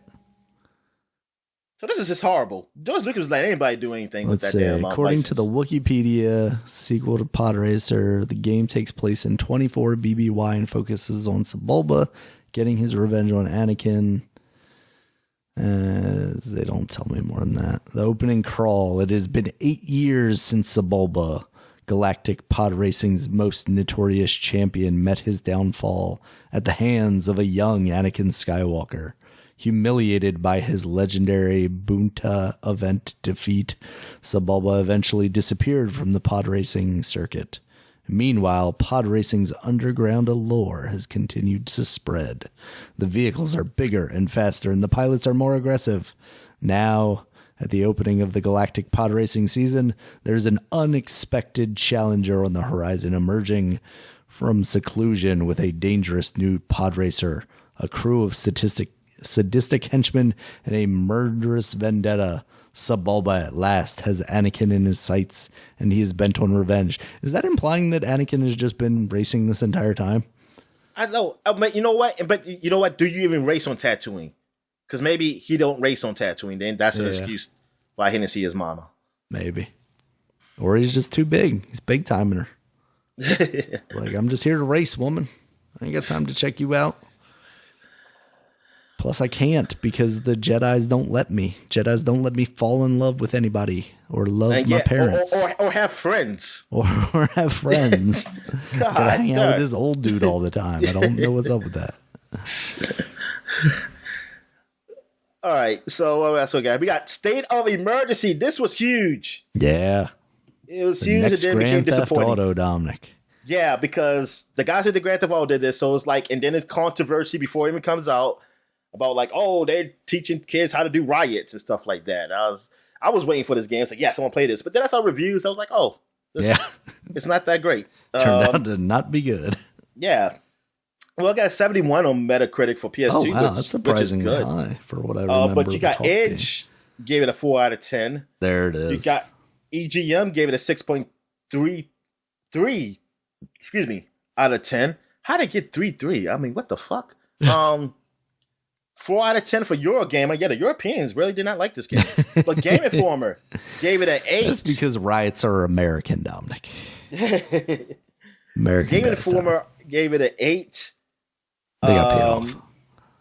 GameSpot must have got paid off too. They get an 8.5. GameZone get an 8.3. IGN get an 8.3. See, those gave it a high score, while these gave it a super low score. So that's why it got to a 71. Like, this was pretty... divisive. Because this is not, like, even close. Like, come on, 4 to an 8. I mean, 4 to 6, maybe. But 4 to 8. You're talking about a really good game. But yeah, I mean, even by Game Informer standards, because I think this was at the age where it's got to be a 9 or up for me to get this game. I'm like, I only have so much money that I can spend, because I literally have no money because I'm a kid. So I was like, it's got to be 9s or ups. So if it was not even Grand Theft Auto score, I was like, And then I think I read other magazines too, and I said, okay, so I don't know if I really want this. They should make a State of Emergency 2 and use like real situations, like the March on the Capitol. They should put that as a scenario in there. Please don't.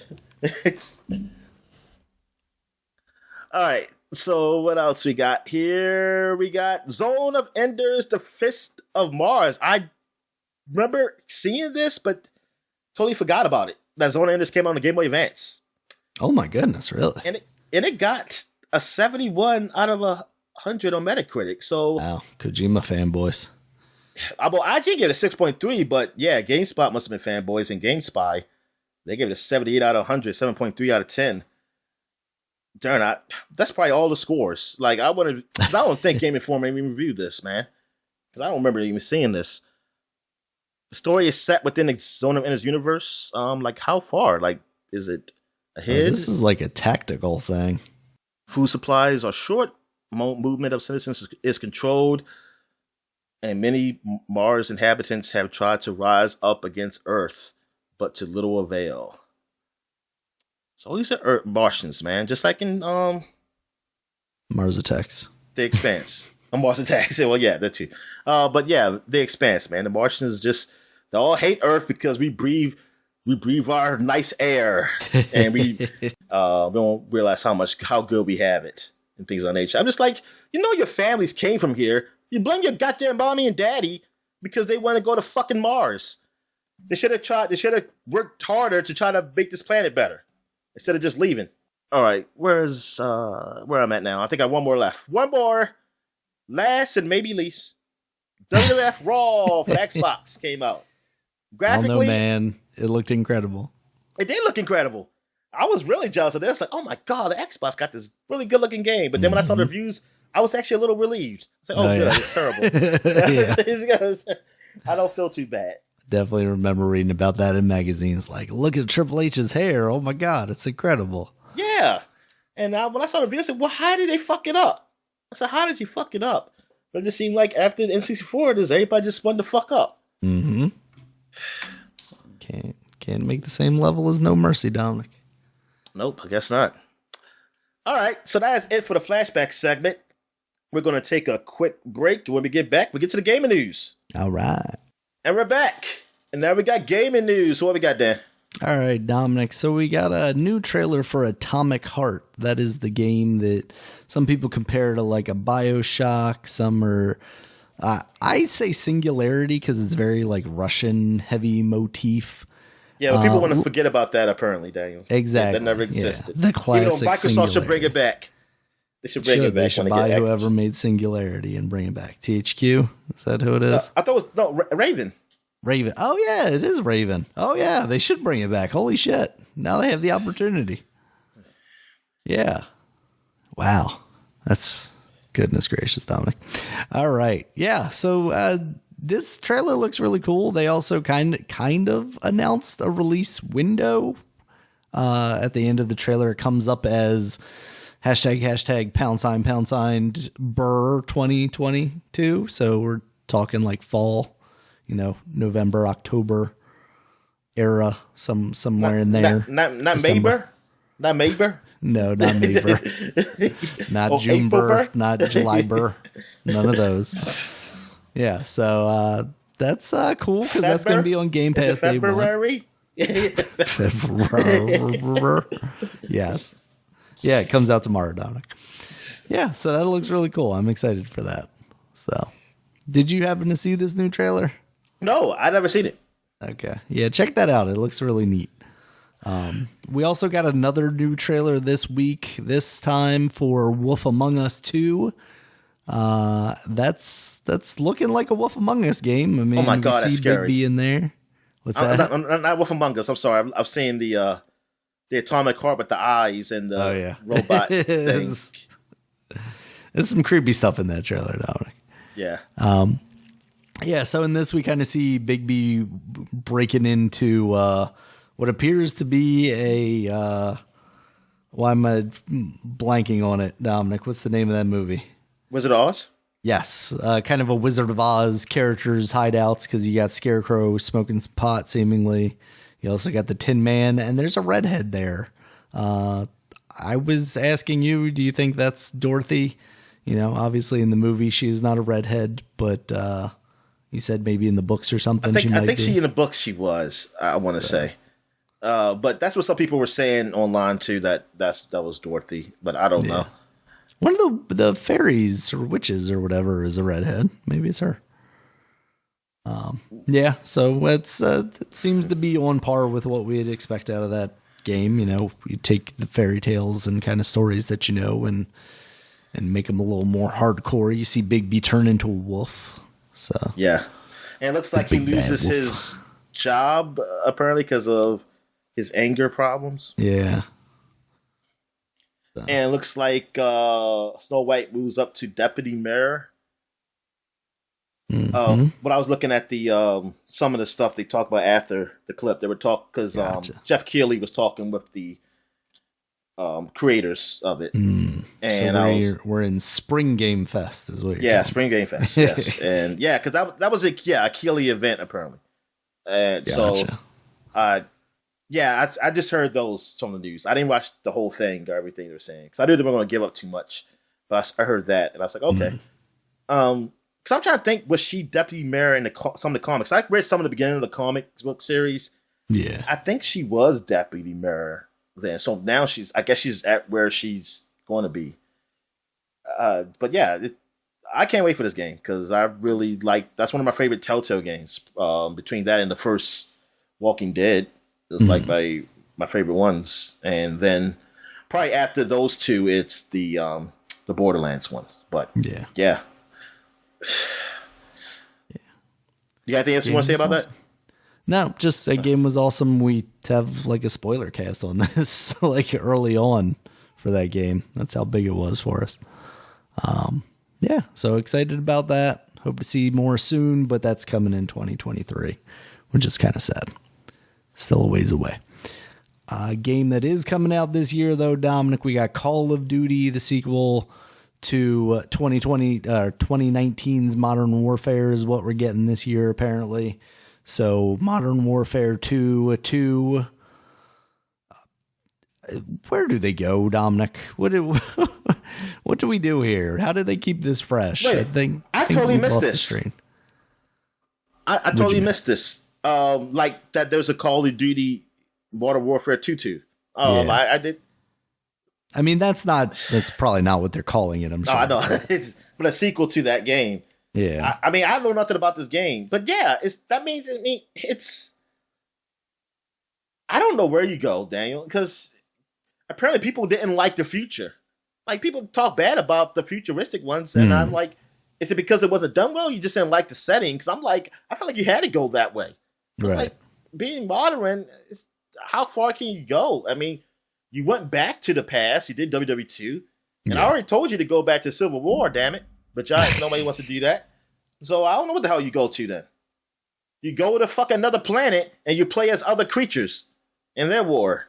That's what you do. You don't even be humans. Civil War, but with future weapons. Give me alternative timeline war. That's what they need. Oh, okay. Because nobody wants to use muskets, Dominic. Nobody's going to press X and then wait 2 minutes while they... It's a strategy. They drop the... Yeah, there you go. You get off one shot every 2 minutes. Yeah. Just got to know when to do it. Yep. You better make that shot count. It's going to be exclusive to the PlayStation, so they can use the Move controller to jam the pellet down into the thing. Do the Revolutionary War. Where you just stand in a straight line and just go out. And then you, as the like outsider, steps out of the line, and that's how, it's like it turns into the Patriot. Yeah, the Patriot. You become Mel Gibson, and then you're just like throwing tomahawks at people and shit. Yep. All right, Dominic. So yeah, Call of Duty. We'll see how that goes. And some other news. We got Marty O'Donnell and Mike Salvatore. They are the original composers of Halo, and apparently they are owed some paychecks for Microsoft because apparently they had a deal to license the music to them, not straight up create the music for them. And they are saying they have not been paid royalties for a lot of the work that basically their work has been used in a lot of things that they are not getting paid for, including the upcoming Halo television show. So there's a possibility they could file an injunction and delay that show, which is supposed to be coming out in mere weeks? Hey, I mean, if it's all true, then you go right ahead. Absolutely. They owe you your money. Get your fucking paycheck, man. Yeah. He said basically he's out there saying like they've been trying to get this straightened out for decades, which is just insane. That if he said something can be wrapped up in litigation for that long. Not surprising, but sad. So, all right, Dominic. I mean, he had some problems because he had problems with Bungie too. Yeah, he did. They're just fucking this. I mean, the way it sounds like he just getting fucked over. Every which way, between those two. Yep.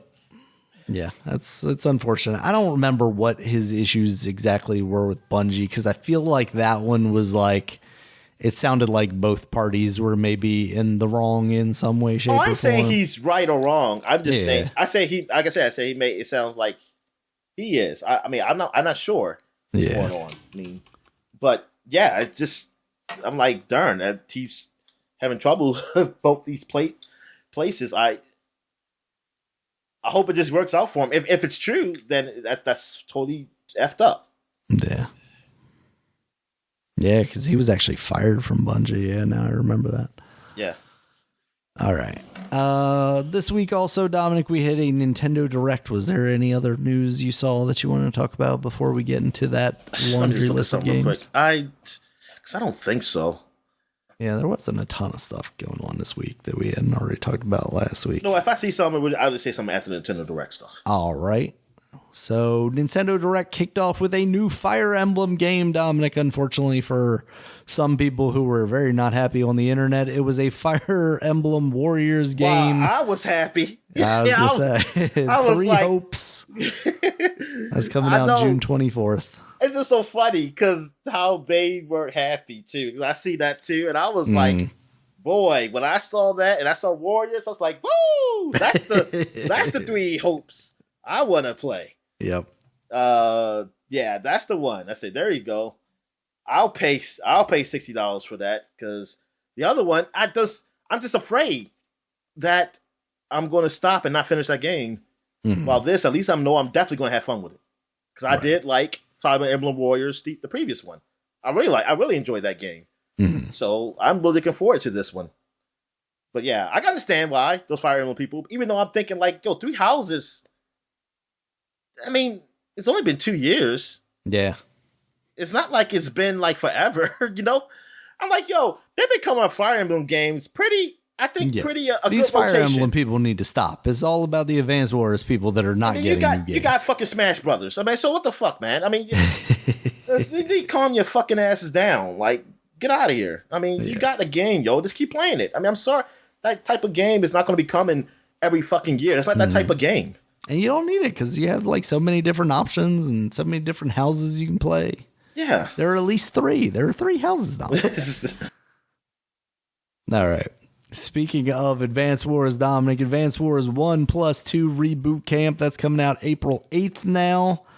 Still not looking great, but it doesn't, my reaction to it is not as bad as when I initially saw it, but I'm still not pleased with the art direction of that game.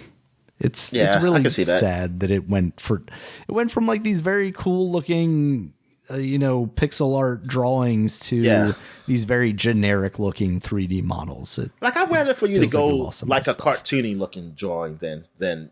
Absolutely. Like, go with your anime roots. Yeah. Yeah, if you had left it like looking like a Phoenix Wright type thing or something. Because like how the characters look like the characters of the game, you see how they look, like on the box art and stuff like that. I mean, it was like you could have went something along those lines. Yeah, and you really don't need I'm not asking for like a ton of frames animation or anything. So you very much could have just kept that the same way in those battle scenes and it would have been fine.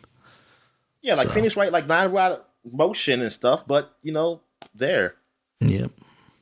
Yeah, so like those sex games I play. Exactly. All right. After that, we saw No Man's Sky that is coming to the Nintendo Switch in the summer. That seems a little ambitious for the Nintendo Switch. What do you think, Dominic? Yeah, it is. I mean, I hope it goes well for them because this game, it made me want to play it on the Xbox. I was like, darn, this game's changed so much that. Yeah, they've done a lot. I do want to just get because now that seems like it's more like not just like really a story, but at least missions or something to do. I kind of want to get my hands on it. This is what I want to play when I first played it. Yeah. So this is how I wanted it to be.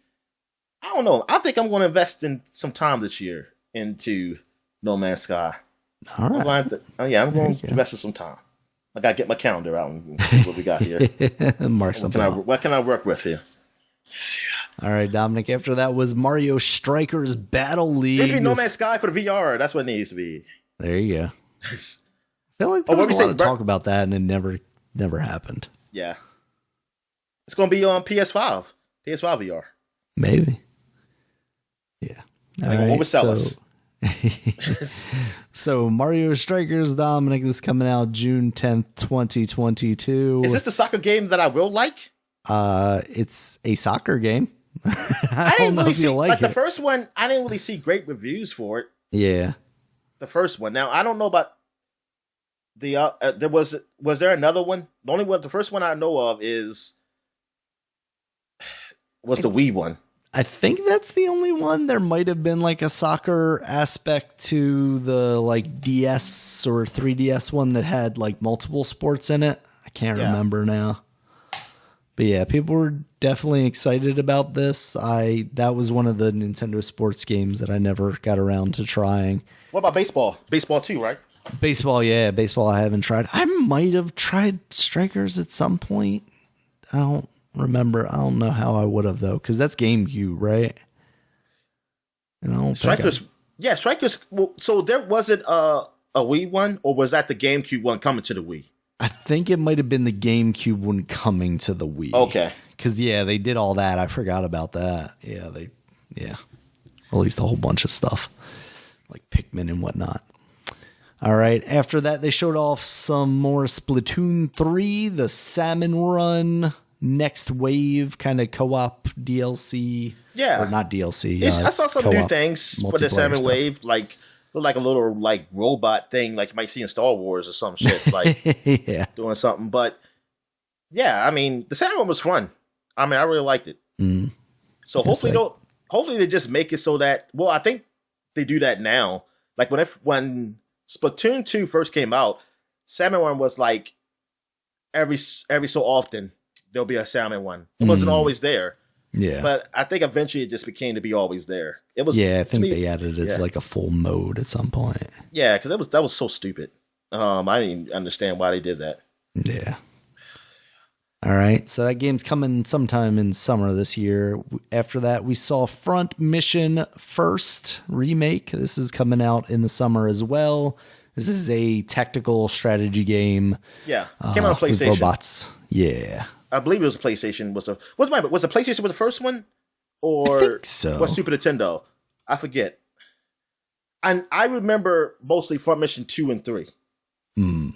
I mean, I remember a Front Mission happening. I think it was a PlayStation though. I gotta say, but it was a Square Enix. I mean, Squaresoft. Well, it was Squaresoft at the time. Yeah. Games, and I remember seeing that when I was getting Final Fantasy 7 when they were showing other games. So I think I saw like Front Mission or something. And I was like, oh, what's this game?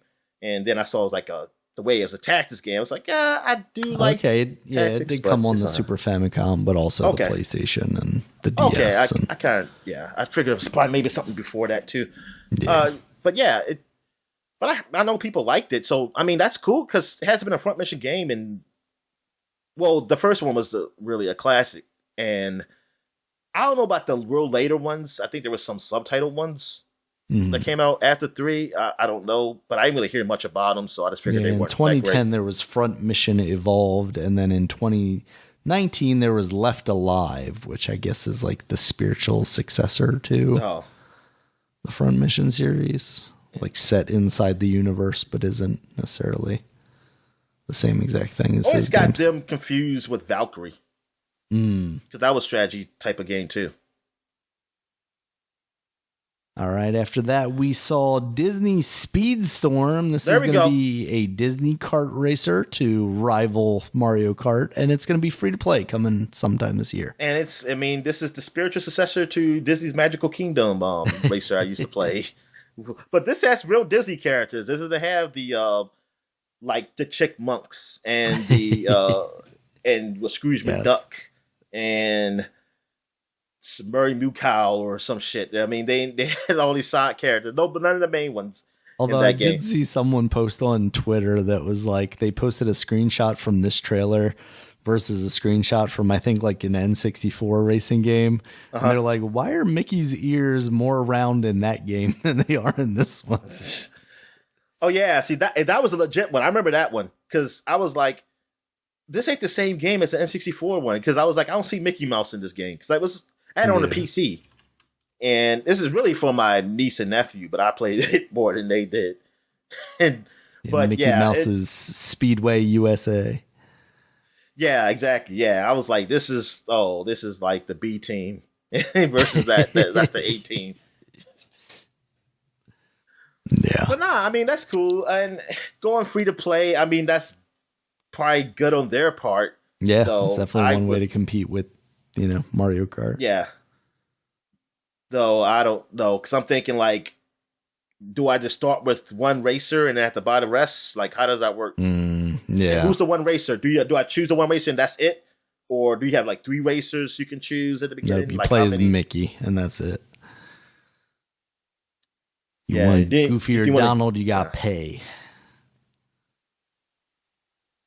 right. It's gonna be interesting. I think it's some they call it Pixar too, right? It was like Disney and Pixar Speedstorm. I thought that's what I saw. Oh, really? Did I miss that? Yeah. I know there are definitely Pixar characters in there.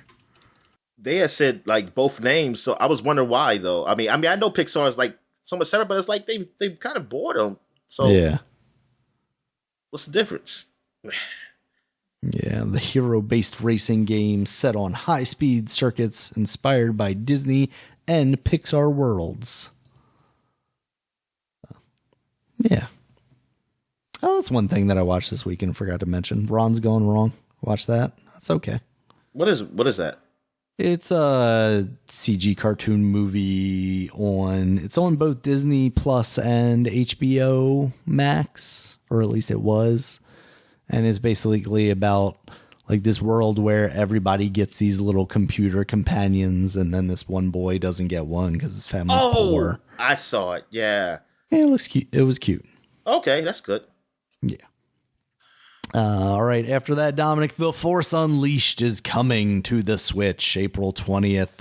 This is the Wii version of that game, and I've talked about it in the past on this podcast. I am a big fan of that game, more so than most people, because I think for the most part, people think that game is mostly mediocre. I'm a little disappointed that this is just the Wii version. I would have liked to see both of those versions appear on here as part of this collection, because I do like the idea of giving people the opportunity to try those motion controls, if that is a part of this. They didn't really mention that, I don't think, but it better be if you're giving me the shitty Wii version. How else do you play the battle one? Oh yeah, that's right, because they do have the multiplayer dueling stuff. So yeah, they must have the motion controls in there. Yeah, and they have online. They've added online to the dueling stuff. Yeah. Yeah, I'm not convinced that I'm necessarily going to buy that game, but it's cool that they're doing that, even though I would have liked to see more, or even like go all the way and give me that version, the Xbox 360 version, and 2 while you're at it. That's about to say. Why not? I was surprised that I didn't hear like 1 and 2. That's like, good God, man, y'all really going to do this, aren't you? You're going to release 2 on its own. They'll come out with 2 in a couple of months. Yeah, especially when they followed that up with the Ezio collection, which does have, all of those games. It has, Assassin's Creed 2, 2 Bloodlines, and Revelations. So and that's coming out February 27th. So why not? Plus they were talking about like adding touchscreen stuff and all sorts of things. So it feels like there's a huge gap in quality there. It's like, oh, here's the Ezio collection where they might have actually made an attempt at something, and then here's, The Force Unleashed, which is the most basic of versions and nothing special really. So that's kind of shitty. All right, Dominic, after that was SD Gundam Battle Alliance. This is a game about chibi Gundams. That's all I really gathered from that. That's coming out at some point. I don't know that they put a date on it. Yeah, those chibi Gundams they're cute, but I was like, no. They're cute, but they'll rip your head off, Dominic. All right, after that was Chrono Cross, the Radical Dreamers Edition. That's coming out April 7th. I didn't even know about this extra thing that was only in Japan. I didn't even know that was a thing.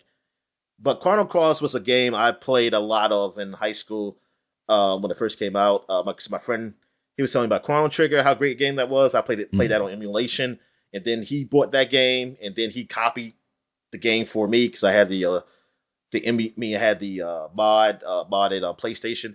So I played a lot of that game, but I never beaten it because story just got so confusing and convoluted, like in the middle, that it just I lost interest. The story just went out of whack for me. Like, it starts off good. It starts interesting. Like, I'm into the whole mystery, but then it just goes off the rails to a point where I'm like, I don't know what's happening here.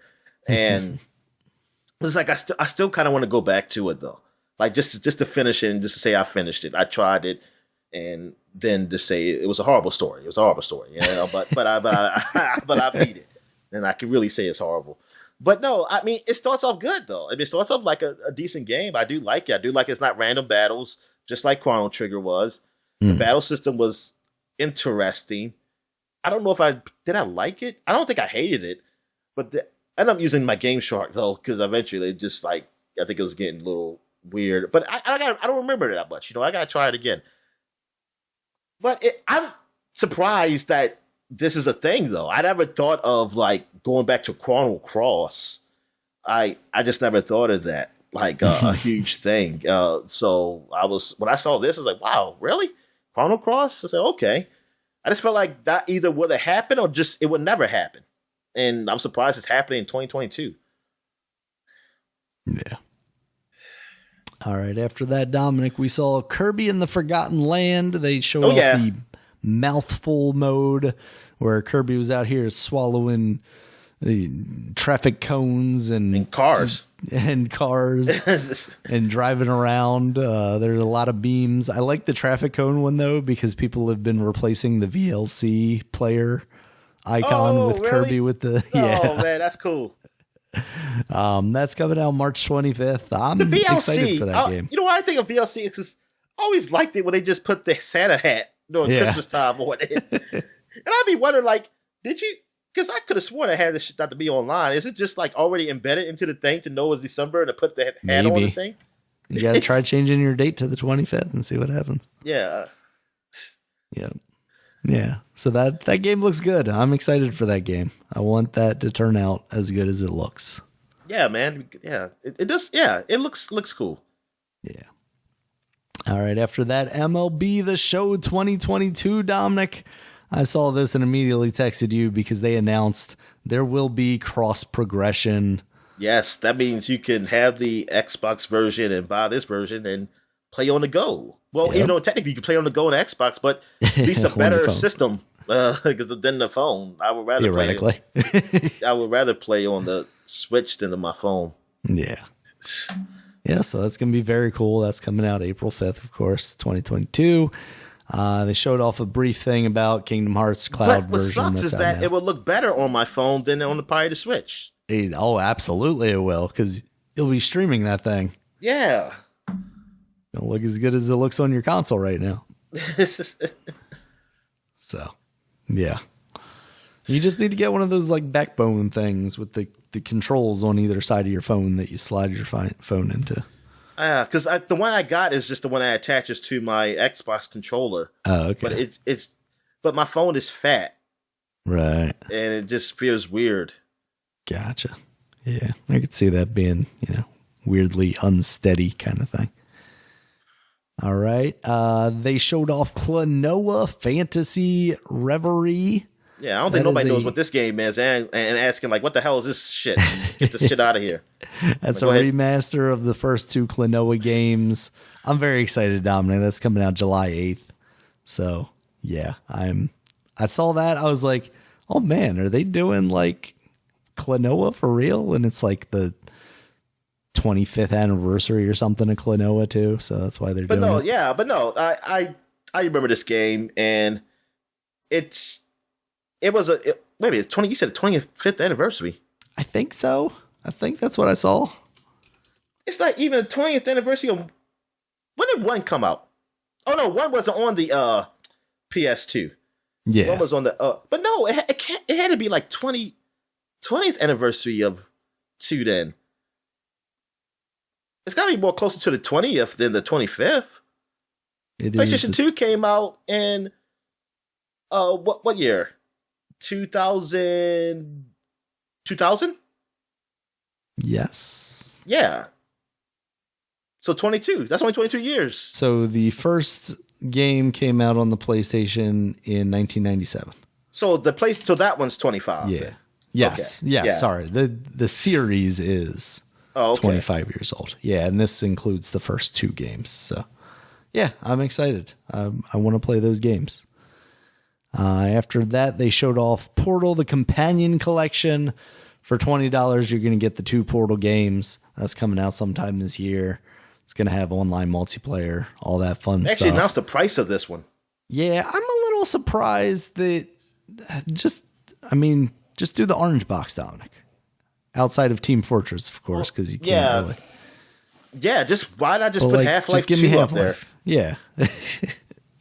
You're already probably, well, I don't know. Do you not want to release that because you can play that on the Steam Deck?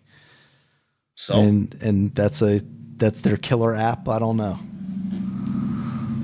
because it's not like they got other stuff coming out. Well, why put up Portal then? I don't know. That's a good question. I mean, there's a lot of stuff that from this direct where it's like, oh, they're just going back to get games at this point to keep this thing trucking because they're not really getting many new ones from anybody. You know? Yeah, so know what? Yeah, that I think about. How many new games have we said? Kirby, Fire Emblem, Nintendo games. We've said Nintendo games. That's it. Oh yeah, Mario Strikers, Splatoon 3. Outside of MLB, yeah. Yep. Everything else is games has been. Well, I don't know about the SD Gundam Battle Alliance. I don't know if that was a thing before. I think there was a chibi thing, but I don't know if it's this one. Like this is just a new version. I don't know either. It's probably not. It's probably is just something that came out before. Came out on PlayStation 6 years ago. You know what? I wouldn't be surprised. Yeah. All right. So after that, we got Live Alive. This is a Super Famicom JRPG that never came over to America. This is going to be up-resed into 2D HD, which is that kind of like, what is it? Octopath Traveler that did that, where it's and like the, flat. The newer game that's coming out now. Yeah. Is that the Triangle Strategy also does that? That's the one. Yeah. Triangle Triforce. Yeah, so that's coming out in July. It's the fucking 22nd. Triforce, man. It's the same colors, too. It's red, green, and blue, isn't it? Yep. That's what the Triforce stuff was. Nah, they're all gold, Dominic. Triforce is just gold. No, but that... I know. It was like Zelda was green, and yeah. I forget. Yeah. All right. After that, they showed off Nintendo Switch Sports, Dominic, coming April 29th. We're getting a Wii Sports successor finally. It's going to have tennis, bowling, chambara, which I think is like just sword fighting. Mm-hmm. You got soccer, badminton, volleyball, and then golf will be coming sometime in the fall. And this is going to have an online play test next weekend on February 18th through the 20th. Is it time to go back, Dominic? Are we ready for more sports? Yeah, I think it's a good time. It's gonna make you use those motion controls, though. They need to do that. What's that? Wasn't there like a VR kick thing for the Nintendo? Yes. Yeah, the Labo stuff. They did. Yeah, they should do the Labo thing with with that stuff. There you go. Yeah, but not. Labo, yeah, man, I mean, shut. You got the motion control. You might as well. I'm actually surprised it's taking so damn long. Yeah, honestly, that was a big title for them. So yeah. All right. After that was Taigo no Tatsuji. How much is it going to cost? Full price, Dominic, 100%. I'm confident. Right. I'm confident in that. All right. I'm not going to try and say the name again. Rhythm Festival, Dominic. Oh, that thing. Yeah. Yeah. Which is out on Xbox and probably on PS4 or 5. Or the PlayStation platform, too, because it's on the Game Pass. Yeah. I was surprised because they never showed like a drum in the video. So I'm guessing you can probably get a drum, but you can also play with the controller, I'm sure. But the drum just seems like it would be more fun. You can get any drum, Daniel, and just play with it. Just any drum. All right. I'm going to get my bass drum out. I was telling you, I need to get the Donkey Konga drum added to that thing. Yeah. All right. After that was Triangle Strategy. There's another demo for that. Some of the hit songs they got in there? Like they did in the Nintendo Direct? No, because I don't know any of them. But they did say that there's an in-game subscription service that you can pay for that includes over 500 songs. And I wonder, are any of them American? Good question. There's probably a Billie Eilish song. At least Caribbean? At least I can know those. Yeah. It's got the whole Donkey Konga playlist, which had plenty of American songs in there. All right. So after that, Project Triangle Strategy. There's another demo for that. Eminem play some Eminem songs with the conga beat. Dunk. Yeah. Triangle Project Strategy, Dominic. There's a demo for that. I feel like there's been like several demos for that. Yes, they said they're doing an update to the demo. Yep. Or something. What was it? I forgot what they add to it. I don't remember, to be honest with you. But I think it's cool that they're making it so that you can carry that progress over into the game, though, so you don't have to replay that stuff. So, that's very cool. That's how the game is releasing. It's just releasing bit by demo. Surprise, you finished the game already. Also, it was free. You're welcome. All right. After that was a quick little bit about Cuphead, the delicious last course, adding Miss Chalice, of course, and several levels for that game. That's coming out June 30th. Is that everywhere when it comes out? I think so, yeah. Okay, and I watched the preview again of it because it was on Netflix. It's coming out soon. I think it's this week. Oh, really? It's coming out that soon? Yeah. Nice. Yeah, that seems like that's going to be a fun show. But I saw like for young people too. I thought it was really. I thought it was for like teenagers. I thought it was some get stuff rid of those cigarettes and those cigars in there, then. But you know what? Then again, I mean, young people by today's standards, you know what? Because I bet you those old Felix the Cat and all this stuff, man, they'd probably be like, oh, this is for TV 14 or something like that. Because the stuff they did in them. Fred Flintstone, lighten up. All right. After that, Dominic, they announced a Metroid Dread update, and I was like, oh, cool. What are they going to add? And they're like, yo, we got a mode in here where now if you just get touched by an enemy, you die instantly. I was like, well, that is definitely not for me. But then what's the fucking point into her armor? She might just go naked. That's what they should have done, Dominic. They should have put her in the Zero suit. No, fuck the Zeros. I want naked. Depending on how you draw them, might as well be the same thing. It should be the Zero. Yeah, that's what it should have done. That would actually be pretty funny. And whatever. And somebody needs to be sued because they made a suit where she gets touched and she dies. And it's like, what the fuck is... Who the hell made this thing? Yeah, it's real bad. They are also adding a rookie mode, which makes the game easier, which, okay, I'm on board with that. And then in April, they're coming out with a boss rush mode. So none of these are really anything that I'm too intrigued by, having already beaten the game. But what, the boss rush? The boss rush? I'm not a boss rush type of person, Dominic. I hate it when they force you to do it in games, and I'm not the guy to go back and want to do it myself. I always hated it when, like, at the end of old games where you fight all the bosses again. Yeah. I was like, come on, man. I fought them before. Where'd they come from? Exactly. I could have sworn I killed them. You didn't make me powerful enough to just breeze through them. They're still a struggle, so stop. Yeah.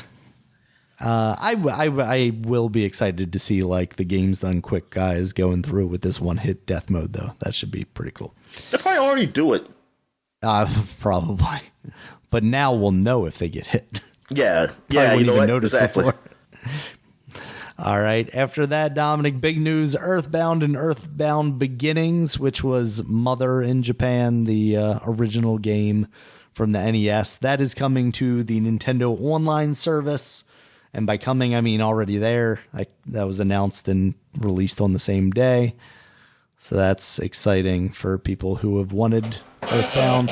Now we still haven't seen 20 Mother years 3. ago. Not 20 years ago. Whenever the Wii came out, at least when the Wii came out.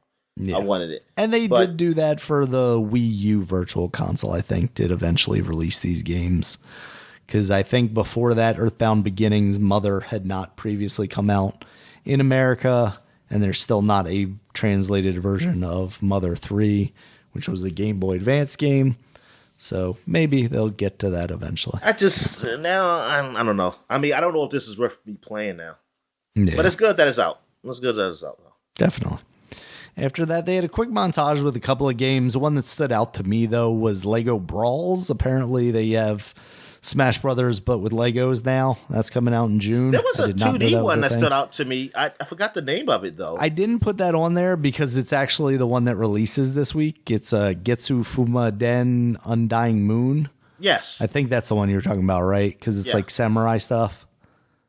Yeah, that's what I'm talking about. Yeah, that came out this week, so that's why I didn't put that up there. But yeah, that does look good. It looks like art style wise very cool. Like it's kind of painterly and like and it comes out almost. Is it next week going to Steam or something like that? I think it came on Switch first and then it comes out there. Oh, okay. Later. Gotcha. Yeah, I didn't see that part yet. All right. After that stuff was Mario Kart 8. There was some speculation that we might see 9, but we saw 8. But they're releasing 48 new remastered tracks from previous games. So all those 49 is from previous games, not just no originals. Yes, that is what they led us to believe. Yeah. Okay. I still give them. I'll give them some credit, but also. Fuck them for no originality. But go ahead. I will say, though, that since they are also including Mario Kart Tour stuff, which is the phone game, they might as well be new levels to me. Well, yeah, okay. I did see that. I was like, okay, yeah, because I ain't playing that. Yeah, and I already saw they have the GBA course Sky Garden in there. I'm very excited for that. That's part of the first wave. Yeah, because this is going to be broken out into 6 waves, the 48 levels. There's going to be 8 levels per wave.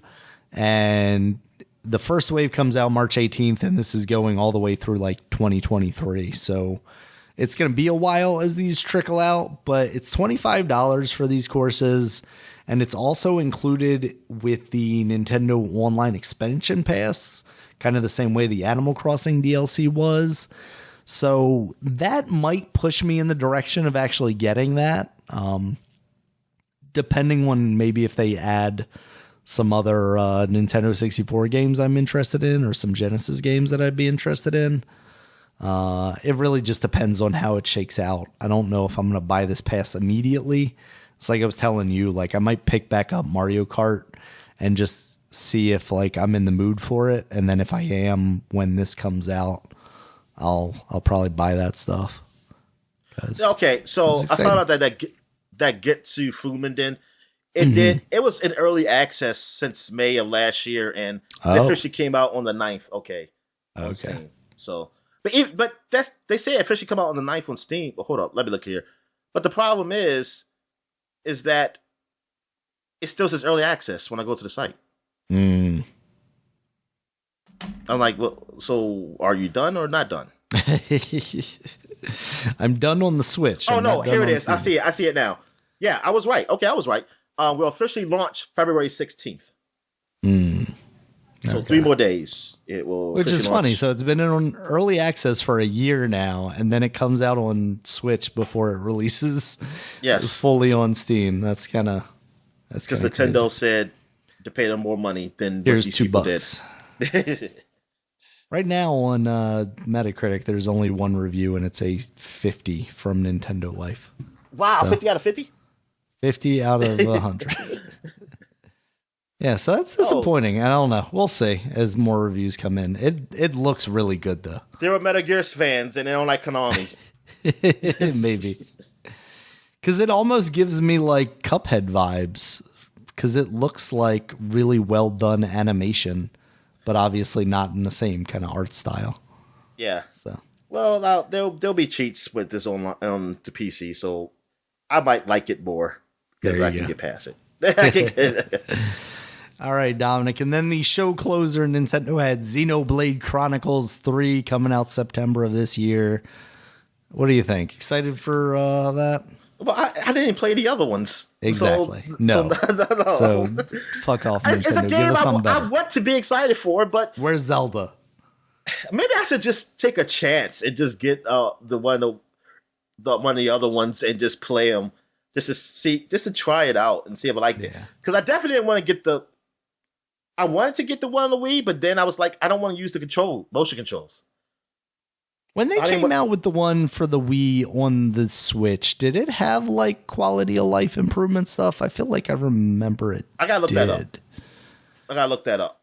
Well, I know I don't have to use the Joy-Cons like the Wii. So there's your quality of life right there. Yeah. So I kind of want to, and because I want to try it out to know if I like it or not. But I don't want to grind or anything, so I'll see. But I just want to test it. Maybe I'll like it. Even if it's a little grindy, I can get into it. But unfortunately, there's no cheats. There's no type of thing I can do to say, hey, I was gonna level up real quick or something so I can actually get past this. I won't have a choice of that. Also, I have to play like a normal person, and I don't like that. Because I also want to spend too much time. I mean, listen, even with cheats, these RPGs I still spend hours in them. Like, and so that's why I always wonder. It's like, what? If I had cheats for this game, good God, how long would I be in this game? Because I would have to be like, damn, I keep dying right here, and I have to figure out a strategy how to get past this thing, or I have to level up, get a little stronger. And I don't want to spend that much time in a RPG. Gotcha. Not a JRPG anyway. Right.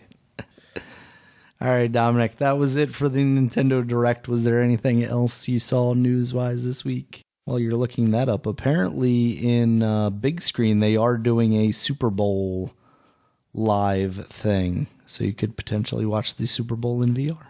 Oh, okay.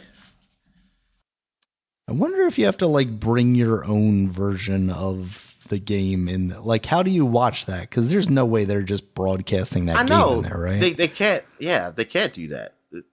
Why couldn't? I'm just mad that a lot of these apps aren't in the VR. Yeah. Like, why is Peacock? Well, Peacock's one of the newer ones, so that's the only one I excuse. But like, these other ones should just be in there. Oh, the Uncharted director's next project is a Jack and Daxter movie. That Uncharted movie is not doing particularly well in reviews, so. But maybe he's better at cartoons. Maybe. Except it's live action, Dominic. I hate to break it to you. Oh, yeah, that's what live action. But then who gives a fuck, man? Piece of god damn. Why would you do that? I don't know if that's true. I don't know. But I would not be surprised. But Master Splinter was showing off in the Teenage Mutant Ninja Turtles Revenge trailer. They just need to give us a release date for that game already. That looks awesome. I know, man. Exactly. I really want the game. All right, so that's it. Yeah, that's all I got. All right, Dominic. We got new releases then. Ollie Ollie World, that's now out on the PC, Nintendo Switch, PS4, PS5, Xbox One, and Xbox Series X.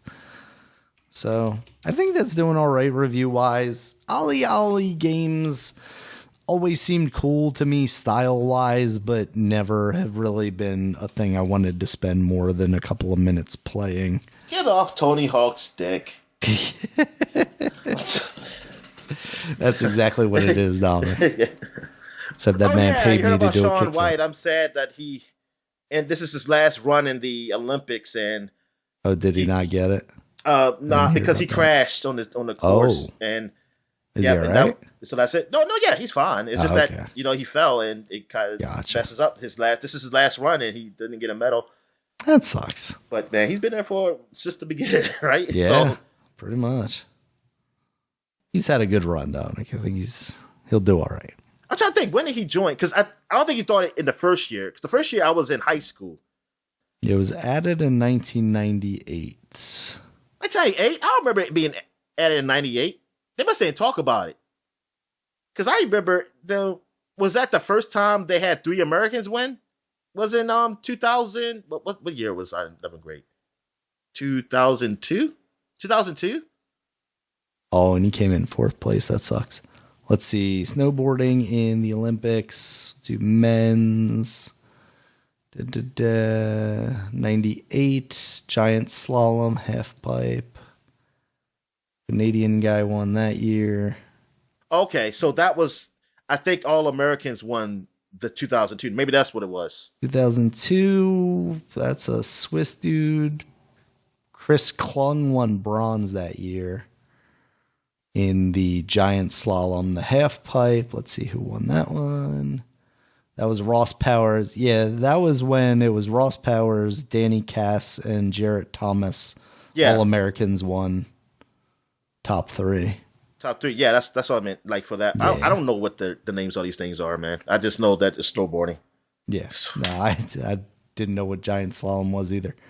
I don't know if that's the one with the one big ramp or what that is.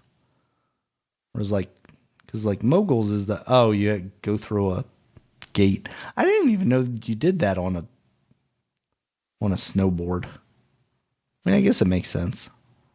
But yeah, that's not like tricks or anything. Is surfing in the Olympics? I don't think so. And that's, I guess it's because it's hard to get on the beach because you got to know what the waves come and stuff. I don't know how they do that. It's inconsistent, yeah. Well, just stay in Australia. Wait. I'm wrong here, Dominic. Surfing at the Olympics made its debut in 2020 Summer Olympics in Tokyo. Wow, it just came that year. Yeah. I didn't hear anything about that. That's pretty cool, though. Yeah. Glad to see they added that. I mean, it makes sense if you got snowboarding. You can make it, like, if you can make one of those places where they do like those wave pool waves, like those pool waves, like. Yeah. Now they did it on the beach, Dominic. Like real surfers. That's pretty cool. Because it's so natural that I always wondered, like, hey, he caught a better wave. Like, I could never get a wave like that. How does that even work? Yeah. That's God shine down on you that day, buddy. Yeah, I guess. And Sucks to be you. Well, my board got bitten by a shark. I mean, that ain't fair. Oh, my God. Yeah. All right, Dominic. Back to games. We got Sifu. You talked about that earlier. That's now out on PC, PS4, PS5. That game looks pretty cool. Also, the Getsu Fumaden Undying Moon. We talked about that a little bit, too. That's now on the Switch. We also have Crossfire X. That's now out on the Xbox One and Xbox Series X. The biggest game in the world, Dominic. Yeah. You can play it, the multiplayer, for free if you... I mean, I think it's just free, right? Without you having Game Pass? I don't know. Maybe. Because you said you had to pay for the single player, right? So that's not even part of Game Pass? Yeah, no. Because that's how I went on the cloud. I went on the cloud and it had me locked. See, competitive shooter not only pays tribute to... Why would you not just... You write the question and then you don't give me the answer. Hip shooter, classic mode. Game Pass members can play the global risk-centered Operation Catalyst right now. What is that? Speaking of the single-player option of Crossfire X, we are excited for you to experience both Operation Spectre and Operation Catalyst, the two solo campaigns developed in close partnership with Remedy Entertainment. Through these two operations, you get to see the perspective of both the Global Risk and Blacklist organizations dealing with a world-altering weapon. Remedy Entertainment has been able to really explore the narrative possibilities between the two iconic Crossfire X factions through both action-packed sequences and more surreal dream-like scenarios. Get it now. Play it for free only on the Xbox. Yeah, so it looks like the multiplayer is free. Yeah, I don't have a good answer here, Dominic. There's no definitive thing here. But I don't get, like they say you can play the Catalyst, but I it's locked for me. Yeah. They're like, you have to play the multiplayer. We got to pump these numbers up, and then you can play it. All right, Dominic. We also got Kingdom Hearts. We mentioned that earlier, the Nintendo Switch versions. Those are all cloud versions. You can buy them as a pack, the Integrum Masterpiece, or as individual 1, 2, and 3 games. Oh, okay. It's just so weird that 1 and 2 is streaming, right? They're all streaming? Yep. Yeah. All 3 are streaming. Even though those are PlayStation 2 games. Yeah. Yeah, Operation Catalyst and Operation Spectre, they're locked. You need to purchase the single player campaign. Huh. That's really It's $8.99 on Game Pass, 10% off. No, thank you. Not yet, at least. Let me know if they're good. All right, Dominic. And then we have the big new release this week, Lost Ark. Top 10 on the Steam, top 10 on Twitch, top 10 in Jeff Bezos' pockets. What do you think, Dominic? I don't know. It looks like a. Is it a multiplayer? Yeah, it's an MMO. Yeah, okay, MMO that looks kind of like Diablo, like a Diablo MMOs kind of thing. Yeah, going there. Lots of drops. Isometric view. Well, I mean, we see lots of like watching Twitch or something. Yeah, yeah, but that's how it was for their other game too, New World. Mm-hmm. Well, I think it probably still is technically, just that it's not as big as it was when it came out. Amazon can only shell so much money out to these streamers to play their game, Dominic. So now they're playing Lost Ark. Yeah, because I want to know what's Lost Ark going to look like. Because when it New World came out what, November, December, what? Somewhere around there, yeah, at the end of last year. Yeah, and it's like it was like at top of the charts in Twitch, and now it's way down there. How long is this going to be on top? And when they're going to drop? Where is it in April? I want to know when this game going to be in April. Well, they'll have another new MMO out, and they won't worry about it. I mean, that's a crazy thing. When I saw that was an MMO too, like, yeah, you just, even though it's a different style thing, you're it's cannibalizing your market a bit. That is weird that they come with two MMOs that around this, just a months from each other, just a month probably.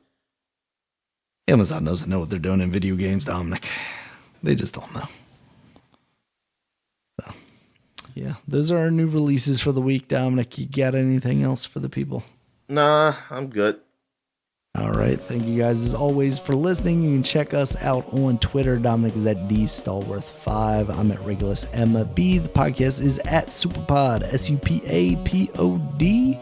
Superpod.com is the website. You can find all the podcasts there, as well as links to all the places you can find us, including YouTube, where there's a video version of this podcast, as well as iTunes, Stitcher, Google Podcasts, Spotify, and all those wonderful places you can find podcasts.